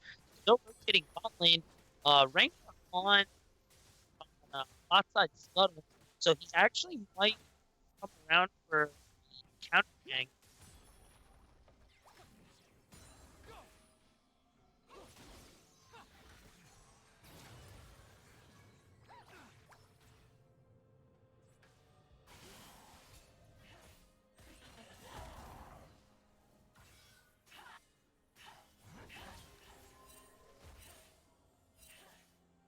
Gotta check out that red.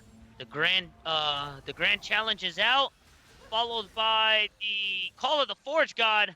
Has to dodge both, and now the Call of the Challenge is down 2. Both ults for topside's gone. Both TP. Oh no, TP is actually up for Ornn. Down for Fiora. So, but his ult is down, so he probably may not be rolling around too much. Nice pick up there from Rakan.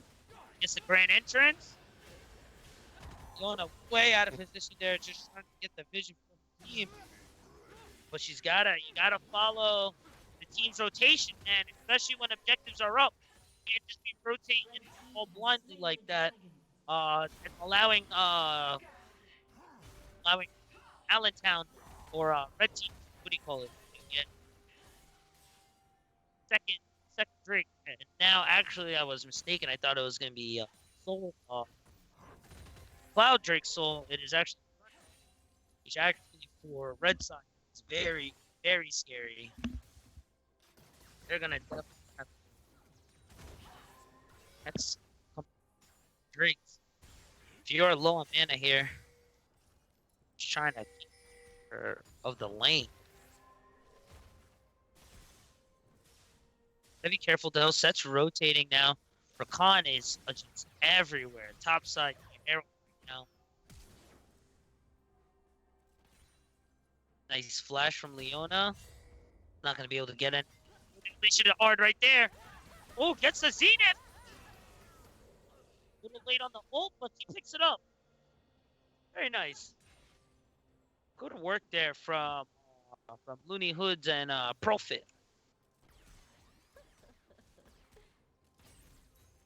get a couple plates. Probably get 2 plates from there. In there. Only about 4,000 gold and kills. It makes a difference between right now. And 2 drakes.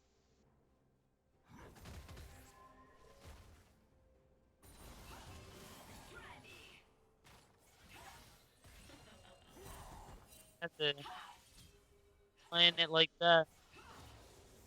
Then Fiora with the grand challenge accepted.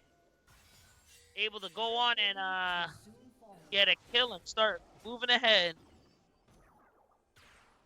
Gonna have to be careful with. Yeah, Fiora got kills. Now giving damage is able to out tank. And the first couple mythics are coming up. Divine Thunder for Fiora. Hextech Rocket Belt for Echo. Followed by the Kraken Slayer on Lucian. Ugh. Disgusting. 2 levels ahead right now on this, so not too worried, but he's got to be able to be careful with that. With those tower shots there. Khan tries to pop up, loose. Fiona was unable to get it. Dodged very nice.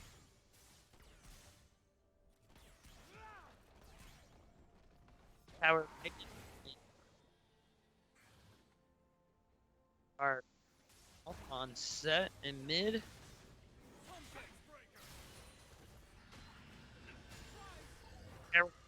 Up, trying to get these last plates. The ult is down. Enough, he misses. Whoa, Bola's there. Gets put to sleep. Oh, RKO out of nowhere, but it's not enough as Sturmuse gets the kill with the do-over, looking for the double. Barely misses. Comes in with the tap PC with the no R. Horns coming as we rotate bot lane. Lucian able to pick up one. Fiora's Grand Duelist is out and about. Fiora picking up Zoe. Lucian picking up 2 for the double.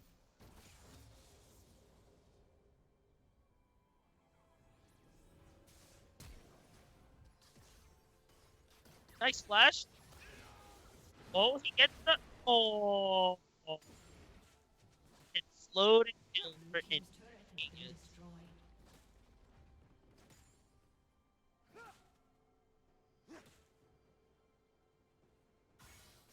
The first tower does go nice.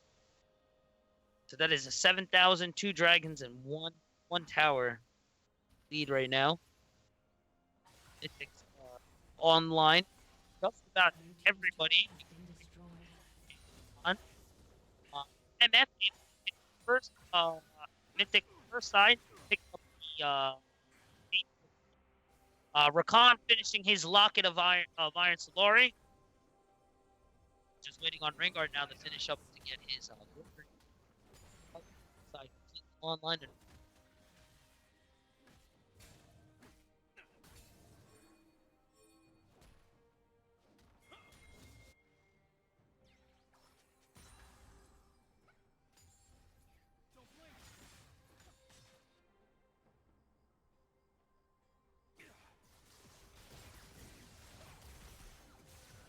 Back onto it. Lucy dueling MF here. She's got to step away from it, but I don't think she can get away from it. Here goes the heal dash with the passive to pop 2. And there's the line shot to finish that off right there.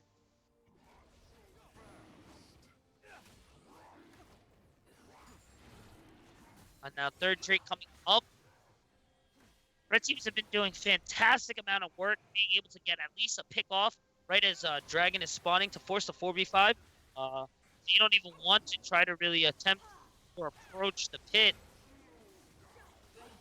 There goes Leona's Solar Flare. That was way off there.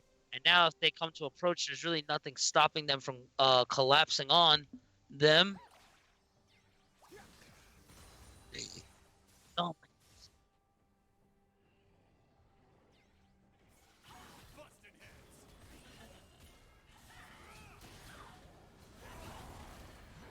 Approach over on the blue side. Ult comes down. Fiora gets the rampage. Looking for a second one. Oh, the Force God is down. as the Forge God himself is down. That's another one for them. And this slowly, not slowly, but definitely going towards short. So for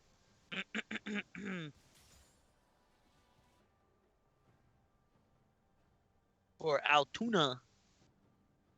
Altoona's on the red side, Allentown on the blue.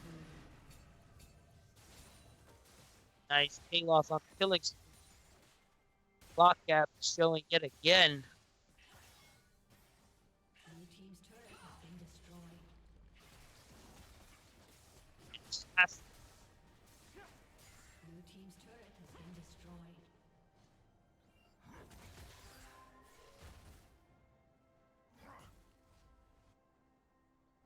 Nice work there from nice parry from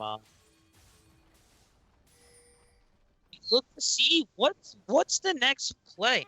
Honestly, for Altoona, basically all they're gonna want to do is keep pushing their advantage, keep shoving them in.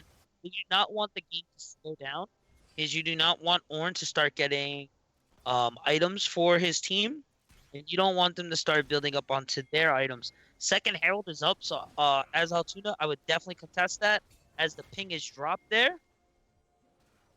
Leona checking for wards on blue side, which is a little strange because there's no objectives on that side. Global Trouble hits on Lucian, and that is some damage. Lucian has to lock onto it. The calling hits. Oh, this is scary games. Okay, over one. You go for the suicide. I think we go for the suicide. Let's see where he's going. Leona's there. Ah, he got hit. Now.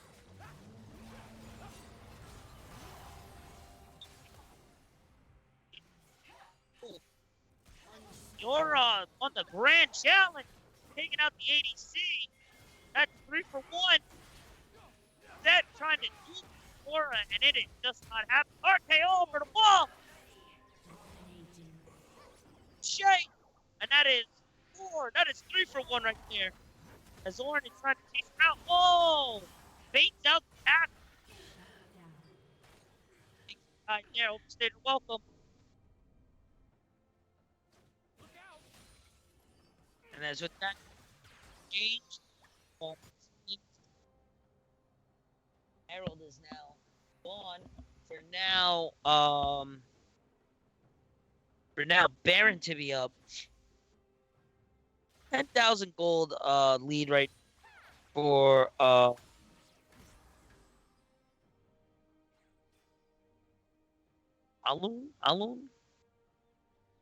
Altoona. I'm trying. Also got 11 kills for as well. Gotta be careful. Rotate here. Leona is not where she's not tanky. She's not where she's normally would be. Very strange pick there for the Sunfire.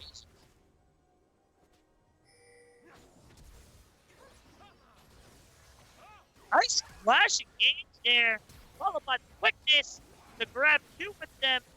Oh my gosh, the quickness is so quick. Oh, it's beautiful, man. Blinked and you miss it. Rakan scooping MF for 6th time, 5th time. As we clear out Dragon Pit yet again. 18 seconds on the clock. Beautiful pick from by Rakan. As this is Infernal Soul, and this is Blue team's turret has been destroyed. Altoona, definitely the more damaging team, and first that says more damage that you.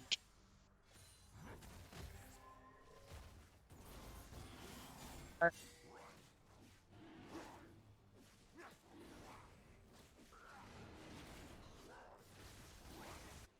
Oh. team has slain the dragon. Way too far away to try to attempt to steal. It's just the final nails coming down, Allentown. the extra 8%. AD plus the Infernal Soul passive. That anybody on the team, more of a threat than they were already as was. Here,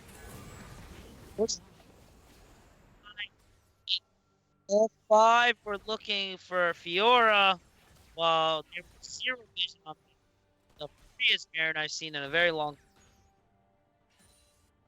And these are just the last nails on the coffin right here. It just tries to.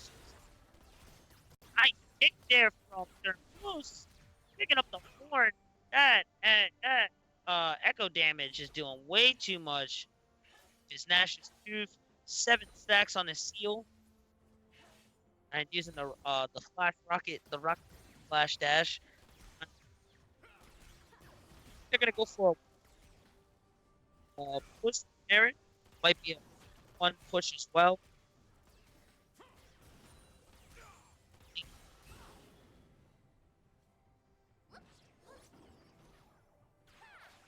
First, he's looking easy all the way. We're confident. 6-1. Rengar looking great. 7 agent over here. 5. Echo on the 5-1. Lucian with the 8-4. And then Yogurt on the floor with a beautiful 1-9. You're in a 2v1 right now. I think he's going to get away with it. RKO out of nowhere. Takes the Superman punch. Oh, God. Puree. And that is 1 for the 1v2. Looking for it. Does she find her? Oh, no, she doesn't. She doesn't even look for it. Push instead.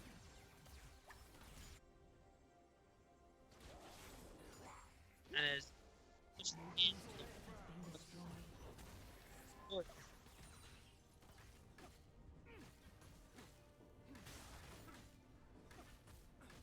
It would be the first one down.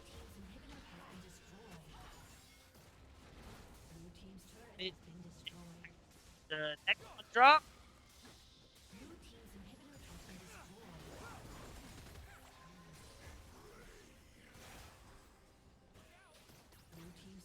Not out trying really not helping you. The 4-man clutch up, the quickness follow up, Call of the Port God is not even there. And then it's caught out again. The goal drops again. It goes a face right net. Knock up against Rakan. It's like Fiona, but it's late. And Zoe tries to dash on out of there. And he can't get out of there for the mean G2 and O. Well played over there. Beautiful team. Beautiful team. Come on. Woo! My gosh.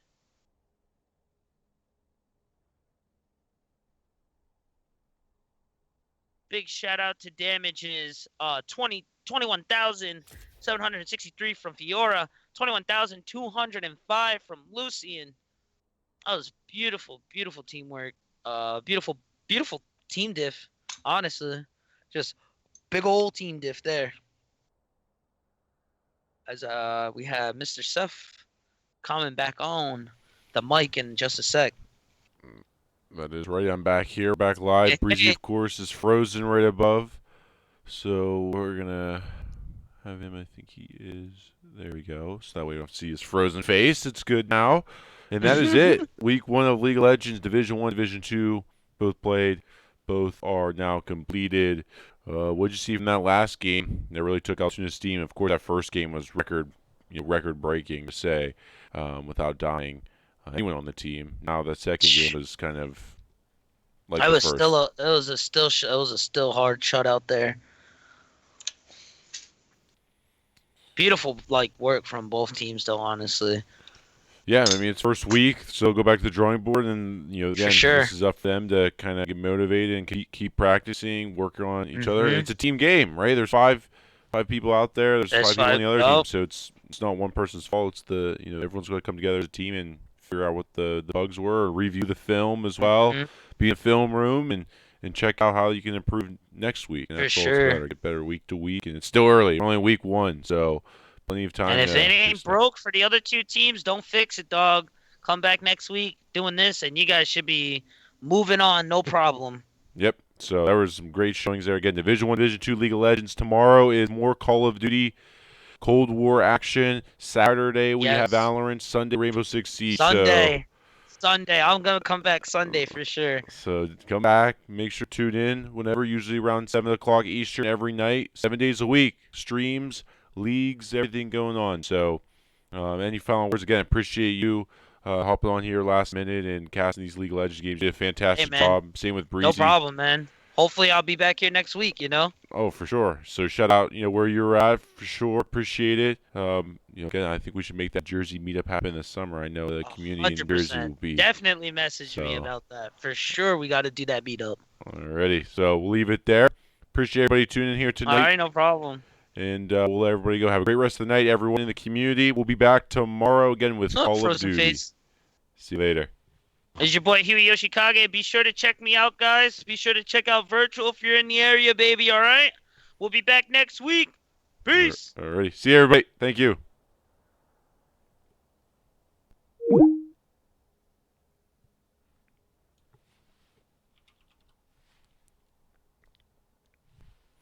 See, before we actually hop off, I'm going to see who we can raid.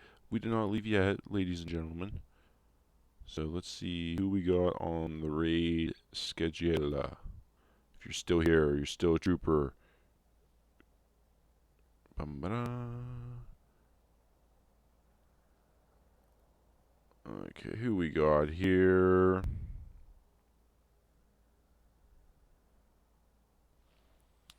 Hold on.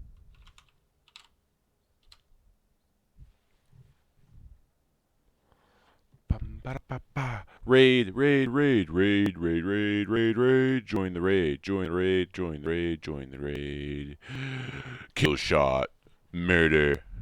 League of Legends. Call of Duty tomorrow. Join the raid. The mic is not busted. Zeke put a filter on it. I guarantee it. Alright, this raid will be closing up here soon. But I appreciate everybody, again, tuning in here. Show support to Old Pangayo. I believe they have some games going on right now, so yes, sir. I can't wait to hear this back in the VOD later on, so I'm sure it'll be funny.